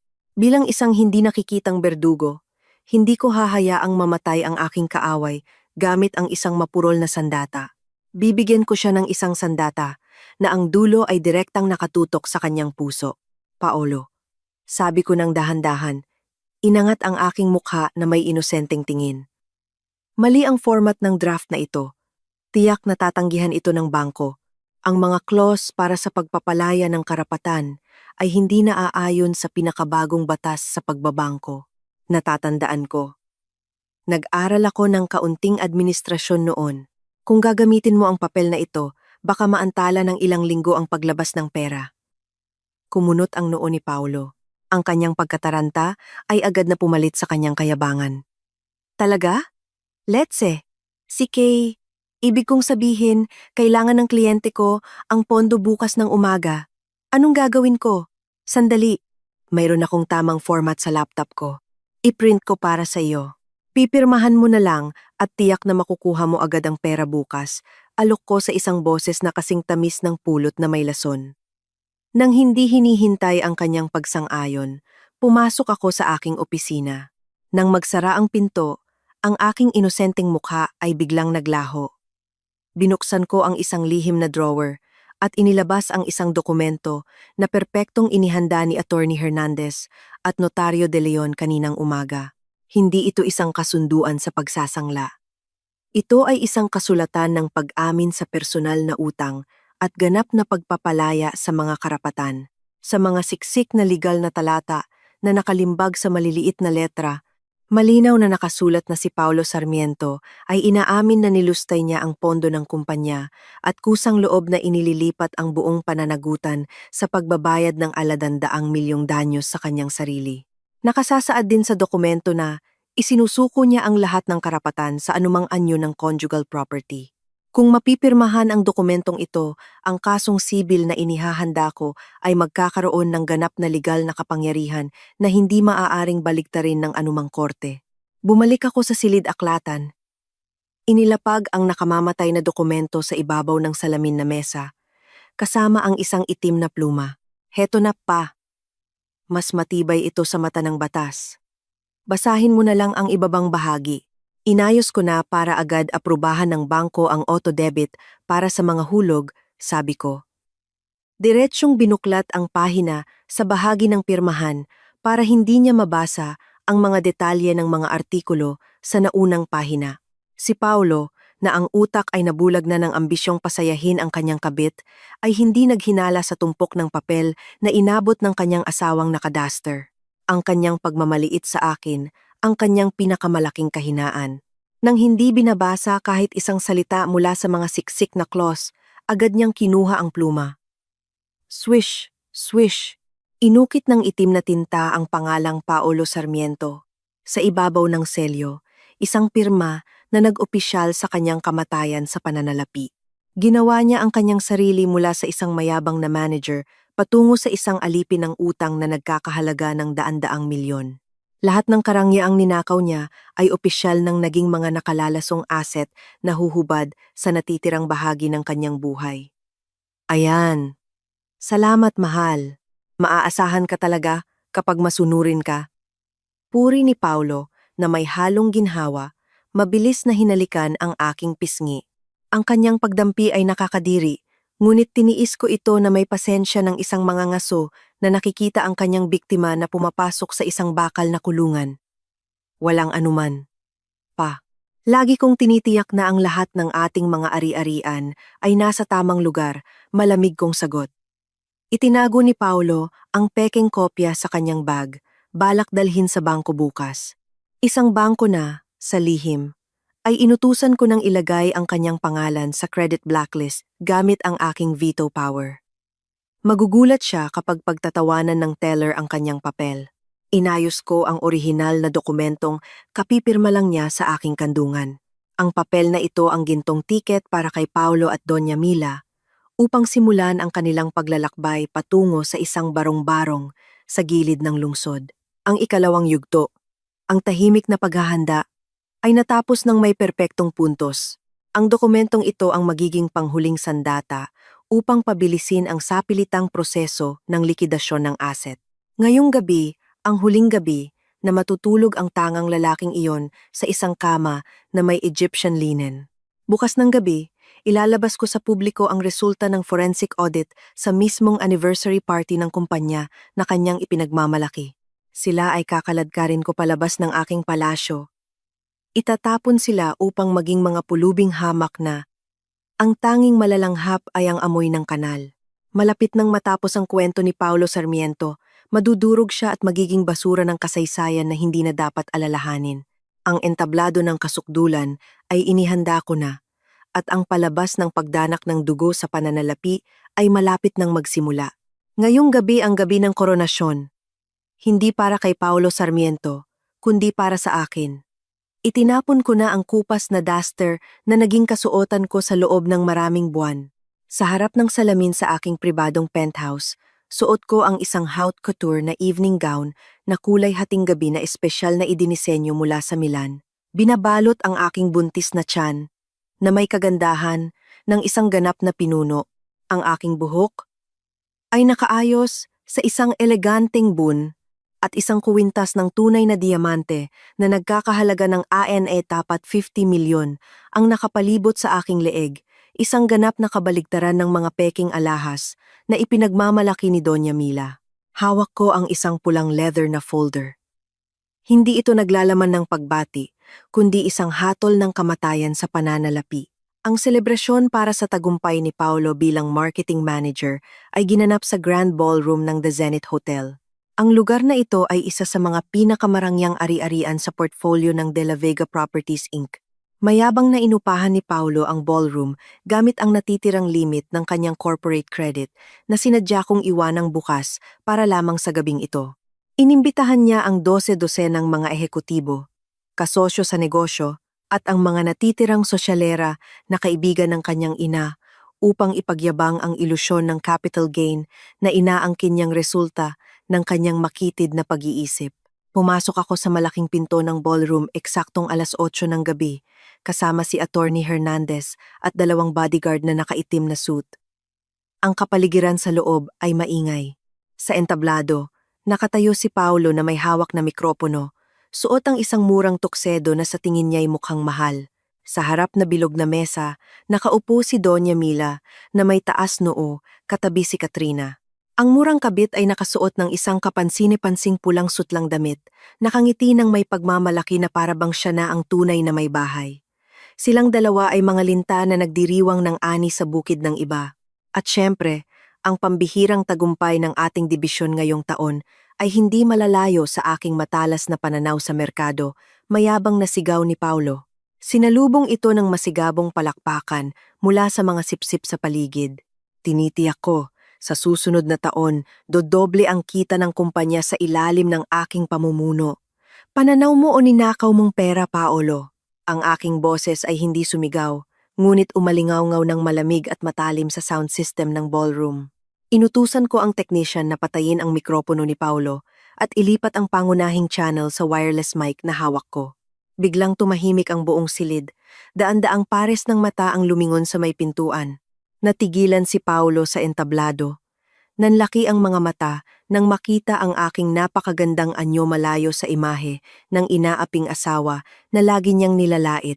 Halos mabulunan si Doña Mila sa kanyang inuming alak, habang si Katrina ay tiningnan ako nang may inggit na hindi maitatago. Salma, anong kalokohan ito? Sitsit ni Paolo mula sa entablado. Namumula ang mukha sa hiya at galit. Ang lakas ng loob mong pumunta sa isang elitistang corporate event na ganito ang ayos mo. Umuwi ka na ngayon din. Isa ka lang asawang palamunin. Huwag mo akong ipahiya sa harap ng mga kasosyo ko sa negosyo. Lumakad ako papalapit, ng dahan-dahan, at may sukat, hinati ang pulutong ng mga bisita na automatikong tumabi na parang dagat na nahati. Ang aking sapatos ay marahang tumunog sa sahig na marmol. Elitistang corporate event ng kumpanya ko? Tanong ko na may malamig na tawa na nakakatakot. Huminto ako sa harap mismo ng mesa ni na Doña Mila at Katrina. Tiningnan sila na parang isang berdugo na nakatingin sa mga bilanggo sa bitayan. Lahat kayo ay nagdiriwang sa loob ng isang gusali na ang titulo ay malinaw na nakapangalan sa akin. Nagsimulang marinig ang mga bulungan. Bumaba si Paolo mula sa entablado, nagmamadaling lumapit para hawakan ako ng marahas.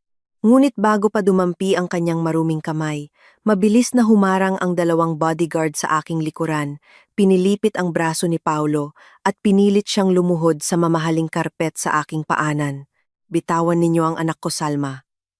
Baliw kang babae ka. Ang lakas ng loob mong ipahiya ang anak ko sa sarili niyang party.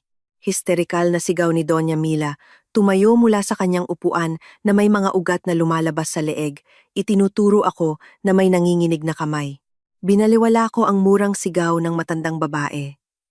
Sa isang eleganteng kilos, binuksan ko ang pulang folder. Kinuha ko ang isang papel na may opisyal na logo ng De La Vega Properties Inc. At inihagis ito sa mukha ni Paolo na napangiwi sa sakit. Paolo Sarmiento, ngayong gabi ay hindi selebrasyon ng iyong tagumpati. Ngayong gabi ang araw ng iyong pagkakasibak. Umalingaw-ngaw ang aking malamig na boses. Pinatahimik ang buong silid. Ito ay isang sulat ng dismissal with dishonor. Simula sa sandaling ito, hindi ka na isang marketing manager. Isa ka na lamang dating tiwaling empleyado na napatunayang naglustay ng pondo ng kumpanya na nagkakahalaga ng 500,000,000. Dismissal! Baliw ka! Wala kang anumang kapangyarihan sa kumpanyang ito, sigaw ni Paulo. Nagsisimula ng pawisan ng malamig habang ang kanyang ego ay nadudurog sa harap ng publiko. Lumingon ako kay Attorney Hernandez na agad lumapit at kinuha ang mikropono. Ipinakikilala ko sa inyo, mga ginoo at ginang. Ang babae sa inyong harapan ay si Ginang Salma de la Vega, ang mayoriyang shareholder, solong may-ari at CEO ng De La Vega Properties Inc. Hawak niya ang ganap na veto power sa lahat ng ari-arian ng kumpanya. Kasama na ang pagsibak ng walang karangalan sa lalaking ito na naglustay ng pondo. Narinig ang mga pigil na sigaw mula sa buong ballroom. Ang mukha ni Paulo ay namutla na parang papel. Ang panga ni Doña Mila ay bumagsak at ang kanyang mga mata ay halos lumuwa. Si Katrina, ang lintang babae, ay umatras na may takot sa mukha nang mapagtantong mali ang lalaking kanyang piniga. Kinuha ko ang ikalawang dokumento mula sa pulang folder. Isang makapal na ulat na puno ng mga highlight at pulang tinta.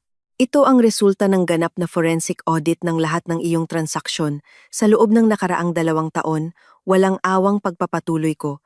Tinitingnan si Katrina nang may pangungutya mula ulo hanggang paa.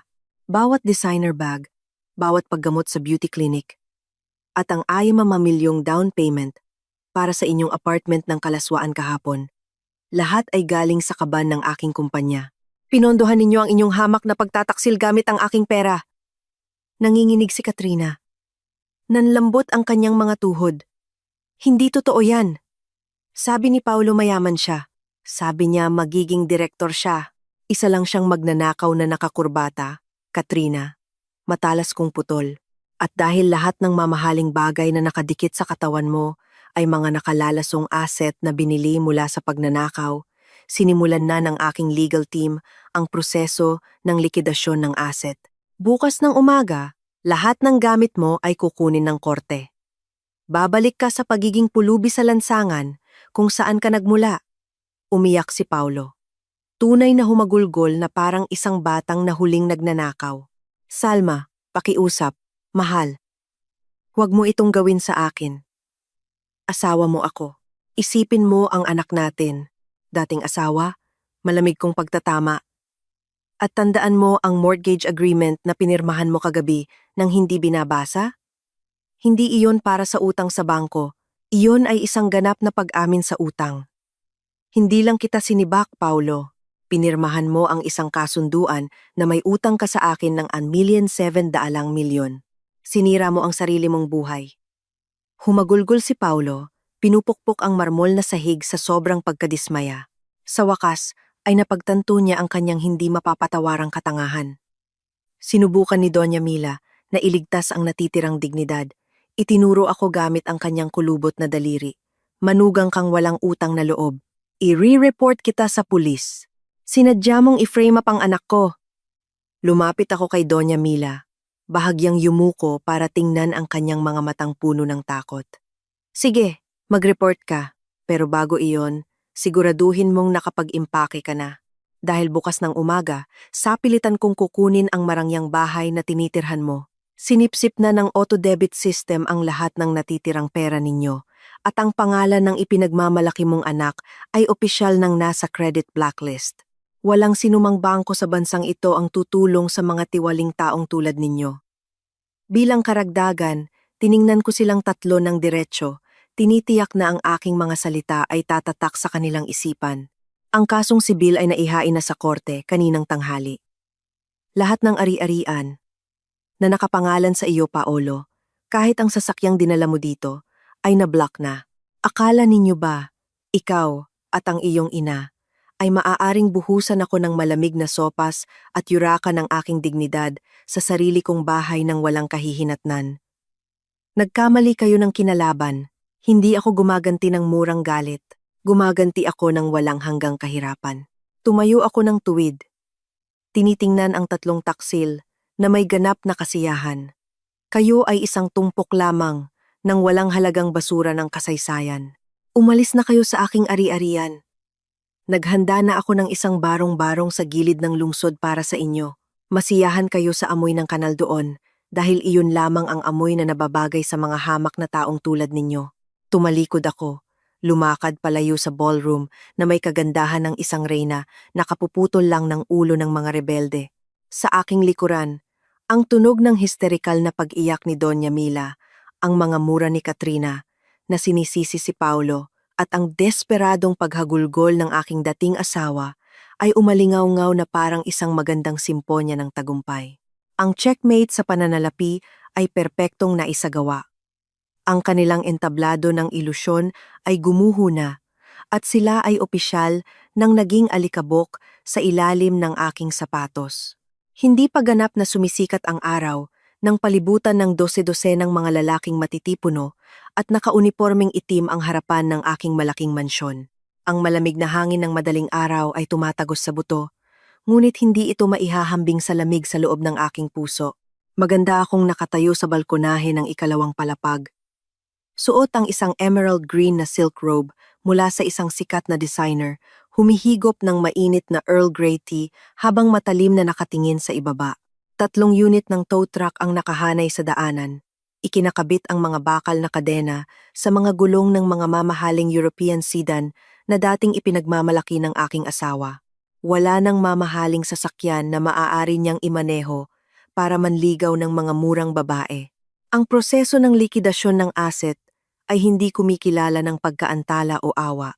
Bawat piraso ng eksklusibong metal, bawat upuang gawa sa tunay na katad, at bawat malakas na makina ay mga nakalalasong asset na kailangang bawiin at isubasta upang bayaran ang pinsalang pinansyal na kanyang ginawa. Narinig ang magaspang na pagpreno ng isang luma at maruming taxi na huminto sa labas ng gate. Mula sa taxi ay lumabas ang 2 taong nawalan ng lahat kagabi. Si Paulo ay naglalakad ng pagewang-gewang. Ang kanyang tuksedo na kagabi mukhang napakayabang ay ngayon ay gusot na parang basurang papel. Sa likod niya, si Doña Mila ay paika-ikang naglalakad nang walang makeup, ang kanyang mukha ay namamaga sa kaiiyak. At ang kanyang gintong brocade na damit ay mukhang katawa-tawa at mura sa isang babaeng opisyal nang naghirap silang dalawa, isang pares ng sakim na linta na sa loob ng maraming taon ay sumipsip sa aking dugo, ay napilitang umuwi sa kanilang punong kahoy na naging pinaka-nakamamatay na lason. Inilapag ko ang aking tasa. Oras na para bumaba at magbigay ng huling paggalang. Pagbukas ni Paulo at ng kanyang ina sa malaking pinto, agad silang sinalubong ng isang barikada ng mga security guard ng aking kumpanya at ni Attorney Hernandez na nakatayo na may hawak na clipboard. Bumaba ako sa paikot na hagdanan nang may sukat na galaw. Hindi nagmamadali. Tiniyak kong ang bawat tapak ng aking tsinelas ay umalingaw-ngaw, parang kampana ng kamatayan sa kanilang mga tainga. Hindi na ako nakasuot ng kupas na duster. Ang pagbabalat kayong iyon ay opisyal ko ng sinunog. Anong kalokohan ito, Salma? Sigaw ni Paulo. Ang kanyang boses ay basag at ang kanyang mga mata ay nanlalaki sa pagkakita sa mga estrangherong pumuno sa kanyang sala o sa silid na akala niya'y sa kanya. Magandang umaga, Paulo. Doña Mila, bati ko na kasing lamig ng yelo hanggang sa tumayo ako 2 metro sa kanilang harapan. Nag-enjoy ba kayo sa huling hininga ng malamig na hangin bago lumipat sa bago ninyong natural na bahay? Baliw kang babae ka. Palayasin mo ang mga preman na ito sa bahay ko. Bahay ito ng anak ko. Pinaghirapan niya ito. Sigaw ni Doña Mila. Sinusubukang sumugod ngunit agad na pinigilan ng 2 security. Idedemanda kita. Ire-report kita sa pulis dahil sa sapilitang pag-agaw. Itinaas ko lang ang isang kilay. Tinitingnan siya na may awa na binalot ng pangungutya. Sige, mag-report ka. Bukas ang istasyon ng pulis 24 oras, sagot ko. Pero siguraduhin mong dala mo rin ang dokumento na ang titulo ng IRA 2 bilyong bahay na ito ay nakarehistro sa De La Vega Properties Inc. At huwag mong kalimutan na ang ipinagmamalaki mong anak, ang tangang lalaki na umiyak at nagmakaawa sa aking paanan kagabi, ay naimemeke ng mga dokumento ng kumpanya para pondohan ang kanyang lifestyle kasama ang isang murang kabit. Napalunok si Paulo. Tumingin siya sa kanyang garahe at napagtantong wala na ang lahat ng kanyang mamahaling sasakyan. Salma, pakiusap. Pag-usapan natin ito. Kung gusto mo akong hiwalayan, sige. Naglingkod ako. Ako ang ama ng dinadala mo. Pagmamakaawa ni Paulo. Lumuhod sa aking harapan. Naglingkod? Hindi ka naglingkod, Paulo. Naging palamunin ka habang nagnanakaw mula sa gintong plato na nagpapakain sa iyo, matalas kong putol. At ang anak sa sinapupunan ko. Hinding-hindi niya makikilala ang isang lalaking may mentalidad ng linta na tulad mo. Ayon sa resulta ng forensic audit, lahat ng pisikal na ari-arian sa loob ng bahay na ito ay kinumpis ka bilang paunang bayad sa pinsala. Mayroon kayong 60 minuto para mag-impake ng inyong mga damit bago ko kayo kaladkarin palabas. 60 minuto? Mayroon akong 12 ng Hermes bag, diamante, at alahas.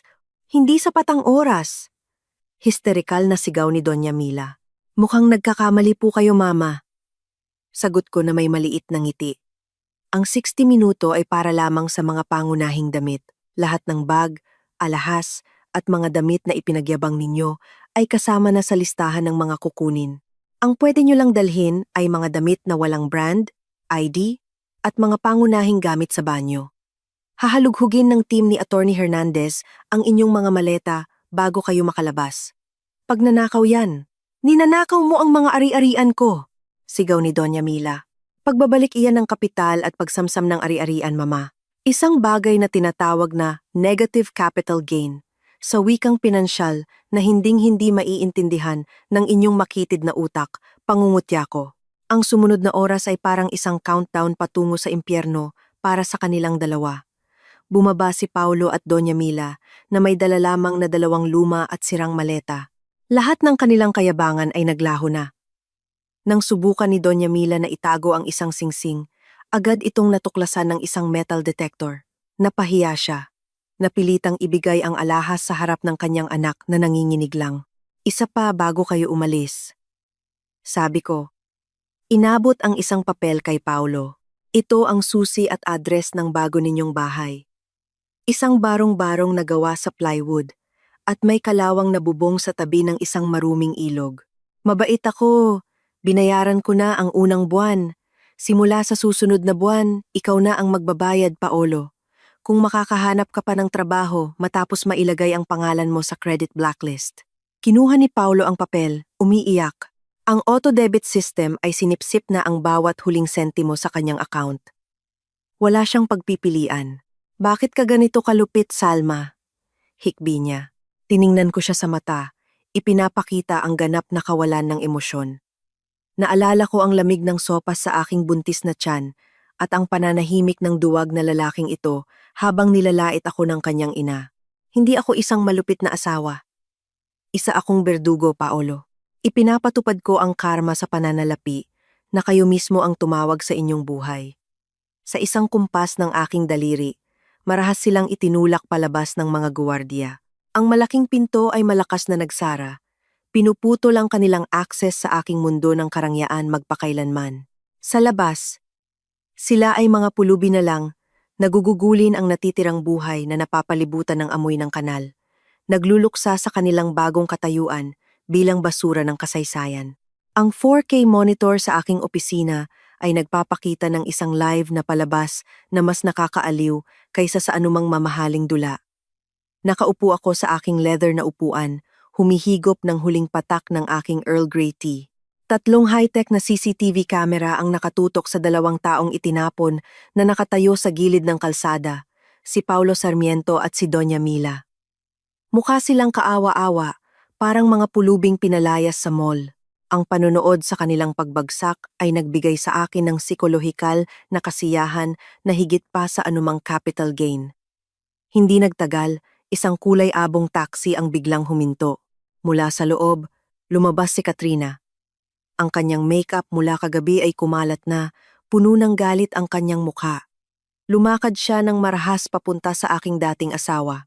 Paolo, manloloko kang letse ka, sigaw ni Katrina. Malakas na itinulak si Paulo. Anong ibig sabihin ng tawag mula sa Di Azure kanina? Sabi nila, ang ₱5 milyong down payment mo ay na-hold dahil sa money laundering at kanselado na ang apartment ko. Niloko mo ako, hayop ka. Tiningnan ni Paulo ang kanyang kabit ng may desperasyon. Wala nang kayabangan. Tapos na ang lahat, Katrina. Sagot ni Paulo. Nagsisimula na namang maiyak. Kinuha na ni Salma lahat. Siya ang may-ari ng kumpanya. Sinibak ako. Lahat ng ari-arian ko ay kinuha. At nasa credit blacklist na ako. Wala na akong ni isang kusing. May utang pa akong ₱500 milyon sa kanya. Nanlaki ang mga mata ni Katrina, puno ng takot at pandidiri. Sa wakas ay tinamaan siya ng katotohanan. Napagtanto niyang ang lalaking kanyang piniga ay isa lamang tangang linta. 700 milyon? May utang ka at dinamay mo pa ako sa kahirapan mo. Histerikal na sigaw ni Katrina. Binilhan mo ako ng mga mamahaling gamit-gamit ang pera ng asawa mo? Kaya pala tumawag ang abogado niya at nagbantang ipakukulong ako kung hindi ko isasauli lahat. Ikaw ang pinakawalang kwentang lalaki na nakilala ko. Ingatan mo ang bibig mo, babaeng hamak, sabat ni Doña Mila. Biglang ipinagtanggol ang kanyang anak. Dahil sa panunukso mo sa anak ko, nawasak ang pamilya namin. Isa ka lang makating babae na sumisira ng tahanan. Tumawa si Katrina ng malakas at mapanlait. Palasyo? Ang palasyo na pag-aari ng manugang na ginawa ninyong katulong? Magsalamin ka, matanda. Pareho lang kayong magnanakaw na mahihirap. Wala kayong pag-aari kundi kasinungalingan. Ngingiti-ngiti lang ako sa aking isip habang pinapanood silang magkagatan na parang mga asong nag-aagawan sa buto. Huwag kang mayabang, sabi ni Doña Mila. May dignidad pa ako. Paolo, tara na. Mag-check-in tayo sa isang 5-star hotel ngayon din. Mayroon pa akong 10 milyong ipon sa bangko mula sa mga amiga ko. Nanginginig na inilabas ni Doña Mila ang kanyang cellphone. Balak ipagyabang ang kanyang bank balance. Pinanood ko ang monitor, naghihintay sa huling pagsabog ng psikolohikal na bomba na inihanda ko. Nang lumabas ang numero sa screen, ang mukha ni Doña Mila ay namutla na parang patay. Nanlaki ang kanyang mga mata. Hindi maaari. Nasaan ang pera ko? Bulong niya.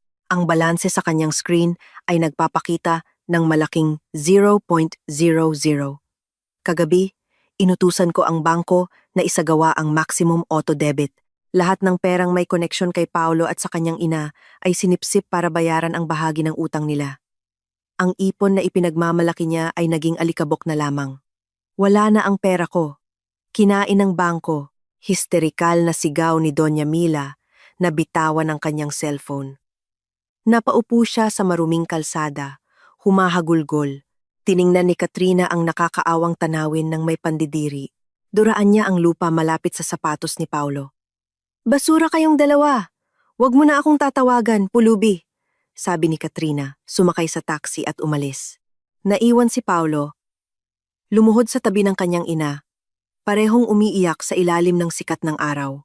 Wala nang mamahaling sasakyan, wala nang apartment, wala nang kabit. Sa aking opisina, pinatay ko ang monitor. Tapos na ang palabas. Hayaan silang maglakad patungo sa barong-barong na inihanda ko.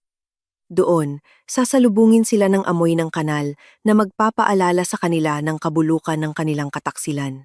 Ang kanilang pangalan ay binura ko na sa aking buhay. Sila ay basura na lamang ng kasaysayan na matagumpay kong itinapon sa pinakahamak na basurahan. Ang matinding sikat ng araw sa hapon ay sinusunog ang kalawang na bubong ng yero sa isang siksikang lugar sa gilid ng lungsod. Sa isang makitid na eskinita, kung saan nakasampay ang mga damit na humaharang sa daan, kinaladkad ni Paolo Sarmiento ang kanyang maleta. Ang pawis ay tumutulo sa kanyang mukha. Binabasa ang polong dati ipinagmamalaki niya. Sa likod niya, paika-ikang naglalakad si Doña Mila. Ang kanyang gintong damit na ipinagyabang sa party ay basa na ng pawis at puno ng alikabok. Ang kanilang kapaligiran ay puno ng mabahong amoy mula sa itim na kanal. Sa wakas ay huminto sila sa harap ng isang bulok na kubo na gawa sa plywood. Ito ang kanilang bagong palasyo. Itinulak ni Paulo ang pinto. Ang mainit at maalikabok na hangin ay sumalubong sa kanila. Walang marmol na sahig, kundi isang basag-basag na semento. Walang aircon, kundi isang maliit na bintana na nakaharap sa tambakan ng basura. Ang lalaking dating nag-akalang siya ang hari ng mundo ay napaupo sa sahig umiiyak. Ang kanyang pagbagsak ay mabilis at tumpak. Si Salma, ang henyong asawa na lagi nilang nilalait, ay napatunayang siya ang tunay na may kapangyarihan. Sa pamamagitan ng kanyang veto power, binaliktad niya ang mundo ni Paolo sa loob lamang ng 24 na oras. Ang forensic audit ay nagdiin sa kanya sa mga kasong kriminal. Lahat ng kanyang luho ay napatunayang resulta ng pagnanakaw. Ang kanyang pangalan ay permanenteng nakasulat sa credit blacklist. Tinitiyak na hindi na siya makakautang habang buhay. Si Doña Mila ay nanigas sa pintuan. Ayaw tumapak sa maruming sahig. Hindi ako pwedeng tumira dito, Paolo. Kulungan ito ng baboy. Hysterical niyang sigaw. Kasabay ng ingay ng tren na dumaan sa likod ng kanilang kubo na nagpayanig sa buong istruktura. Saan pa tayo titira, ma? Sigaw pabalik ni Paolo. Sinuntok ang sahig. Sinipsip ng bangko lahat ng pera ko para bayaran ang paunang danyos sa kaso ni Salma. May utang akong $100 milyon sa kanya. Kahit ibenta ko pa ang lahat ng laman loob ko, hindi iyon mababayaran. Kahit na sinampal na siya ng katotohanan, ayaw pa ring sumuko ni Doña Mila. Gamit ang natitirang baterya ng kanyang basag na cellphone, tinawagan niya si Amiga Tess. Nanginginig niyang idinikit ang cellphone sa kanyang tainga. Hello, Amiga Tess. Salamat at sinagot mo. Si Mila ito, sabi niya, pilit na pinapalambing ang boses. Mula sa kabilang linya, isang matalas na singhal ang sumagot. Oh, Mila, ang peking senyora, anong hangin ang nagdala sa'yo para tawagan ako? Hindi ba't dapat abala ka sa pag-iimpake mula sa $1 trillion mansyon na hindi naman pala sa'yo? Namula ang mukha ni Doña Mila, ngunit napilitan siyang lunukin ang kanyang pride. Amiga, tulungan mo ako. Paninira lang yun ng manugang kong mukhang pera. Pwede bang makahiram ng kahit ilabang 2,000 lang o kahit patuluyin mo kami sa likod bahay ninyo? Patuluyin? Wala ka bang hiya, Mila? Malakas na tawa ni Amiga Tess. Ang manugang na lagi mong nilalait ay isang reyna pala. Samantalang ikaw at ang tanga mong anak ay mga linta. Inanunsyo ko na sa lahat ng social group na i-blacklist ka. Huwag ka nang magpapakita pa. Ayokong makipagkaibigan sa isang pulubi. Click. Pinatay ang tawag. Nabitawan ni Doña Mila ang kanyang cellphone. Sumabog siya sa isang malakas na iyak, nagwawala sa pagkawala ng kanyang pekeng trono. Si Paolo ay sumandal sa pader. Blinok na siya ni Katrina sa lahat ng social media. Ang kanyang mga pangarap ay gumuho na. Sa wakas, napagtanto niya ang kanyang katangahan. Ipinagpalit niya ang isang kaharian at isang matalinong asawa para sa isang maruming bato. Bukas, kailangan na niyang maghanap ng trabaho bilang kargador sa palengke para lang may makain. Sa kabilang dako ng lungsod, malayo sa ingay at dumi, si Salma de la Vega ay tahimik na nakaupo sa kanyang penthouse. Binabasa ang mga ulat pinansyal ng kanyang kumpanya. Hindi niya iniisip ang pagdurusa ng kanyang dating asawa dahil ang isang berdugo ay hindi nagsasayang ng oras sa pag-iyak sa mga damong kanyang binunot. Si Paolo at ang kanyang ina ay basura na lamang ng kasaysayan. Ang kanilang buhay ay nalinis na. Hahayaan niyang mabulok ang mga taksil sa impyernong sila mismo ang lumikha. Isang marahas na kalampag ang yumanig sa bulok na pinto ng isang masikip na paupahan. Sa loob, si Katrina Mendoza ay nanginginig sa takot. Ang babaeng ilang araw pa lang ang nakalipas ay nagyayabang sa isang 5-star hotel ay ngayon ay namumutla. Nang sa pilitang masira ang pinto, pumasok ang 3 matitipunong lalaki, pinangungunahan ni Attorney Hernandez. Magandang hapon, binibining Katrina. Malamig na bati ni Attorney Hernandez. Ayon sa desisyon ng korte, nandito kami para kunin ang pag-aari ng aking kliyente, si Ginang Salma de la Vega. Anong ibig ninyong sabihin? Umalis kayo, sigaw ni Katrina. Mayroon kang isang malubhang kasong legal. Binibini, sagot ni Attorney Hernandez. Ipinakita ang isang writ of seizure dahil sa naandaang milyong ninakaw ni Paulo Sarmiento. Lahat ng mamahaling bagay na binili niya para sa iyo ay itinuturing na nakalalasong asset. Kaya sa pilitan naming kukunin ang mga ito ngayon din. Nang walang pag-aalinlangan, Sinimulan ng mga tauhan ni Attorney Hernandez na halongkatin ang silid. Kinuha nila ang lahat. Ang mga designer bag na nagkakahalaga ng milyon-milyon, mga alahas, at mga sapatos. Sumigaw si Katrina. Sinubukang agawin ang isang mamahaling relo, ngunit marahas siyang itinulak. Akin yan. Regalo yan ni Paulo. Iyak niya. Ebidensya iyan ng money laundering, matalas na sabi ni Attorney Hernandez. Swerte ka pa nga at pinili lang ng kliyente ko na bawiin ang kanyang ari-arian, imbes na ipakulong ang isang murang kabit na tulad mo.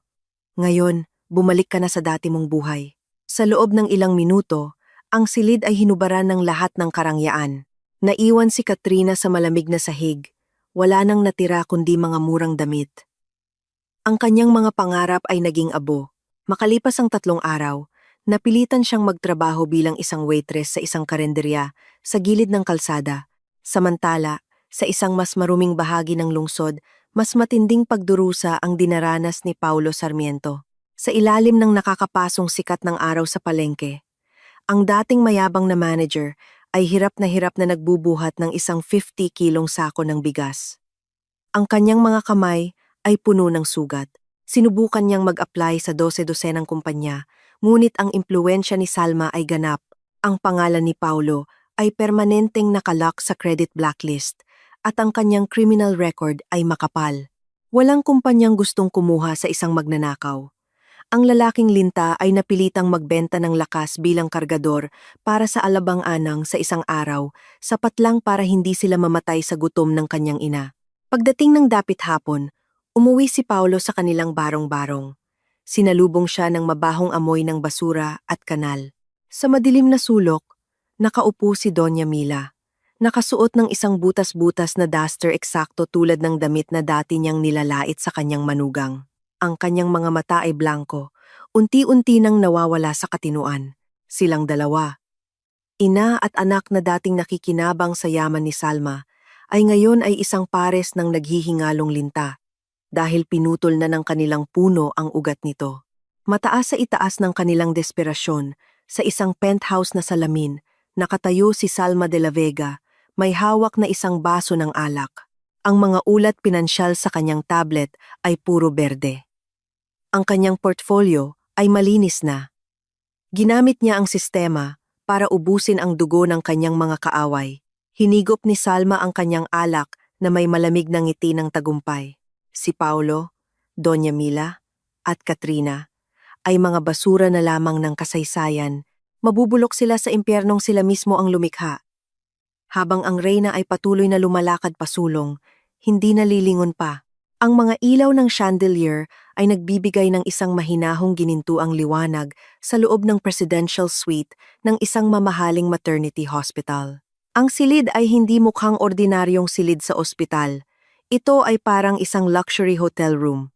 Sa kama, si Salma de la Vega ay nakahiga ng may kagandahan. Hindi na siya nakasuot ng kupas na duster, kundi isang designer na maternity gown. Hindi siya sumisigaw sa sakit. Kinokontrol niya ang kanyang paghinga ng may kalkuladong ritmo tulad ng paraan niya sa pagdurog sa kanyang mga kaaway. Hinihintay niya ang pagsilang ng solong tagapagmana ng De La Vega Properties Incorporated. Dahan-dahang bumukas ang pinto. Pumasok si Attorney Hernandez. Yumuko siya ng may paggalang at inilapag ang isang tablet. Paumanhin po sa abala, Ginang Salma, sabi niya. Ngunit kailangan ninyong makita ang huling ulat ng ating operasyon. Binuksan ni Salma ang kanyang mga mata.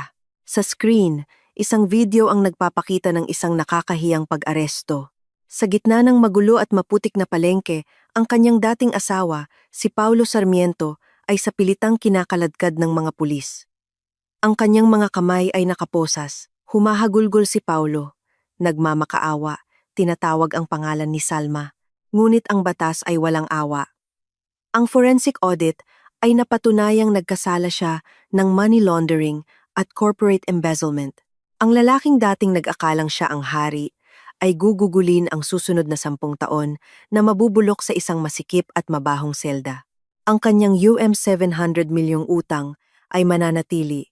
Tinitiyak na kahit makalaya siya, hindi na siya makakahawak ng legal na pera habang buhay. Isang makatang hustisya, bulong ni Salma. Isang maliit na ngiti ang sumilay sa kanyang labi. Kumusta naman ang kanyang ina?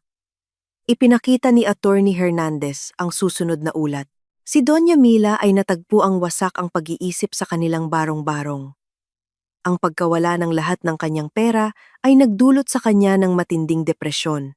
Ngayon, isa na siyang pulubing nawala sa katinoan, namumulot ng mga bato at inaangkin pa ring isa siyang sosyalera.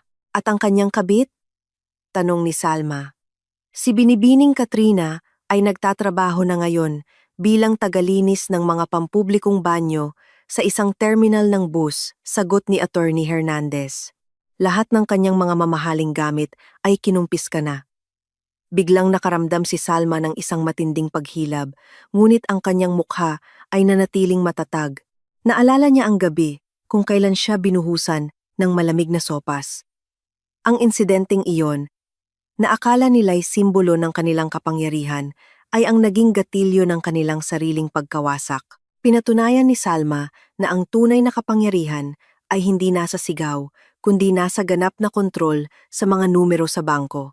Sa loob ng wala pang isang oras, isang malakas na iyak ng sanggol ang pumuno sa silid. Inilagay ng doktor ang isang malusog na batang lalaki sa dibdib ni Salma. Binabati kita, Ginang Salma. Isang perpektong tagapagmana, sabi ng doktor. Tinitigan ni Salma ang kanyang anak.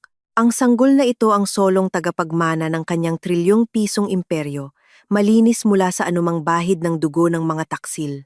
Ang pangalan ni Paolo, Doña Mila, at Katrina ay permanenteng binura na sa kanyang buhay. Sumikat ang araw. Si Paolo ay nagdurusa sa kulungan. Si Doña Mila ay baliw na sa tabi ng kanal. Si Katrina ay nabubulok sa ilalim ng lipunan. Silang lahat ay basura na ng kasaysayan. Ang paghihiganti sa pananalapi ay ganap nang natapos.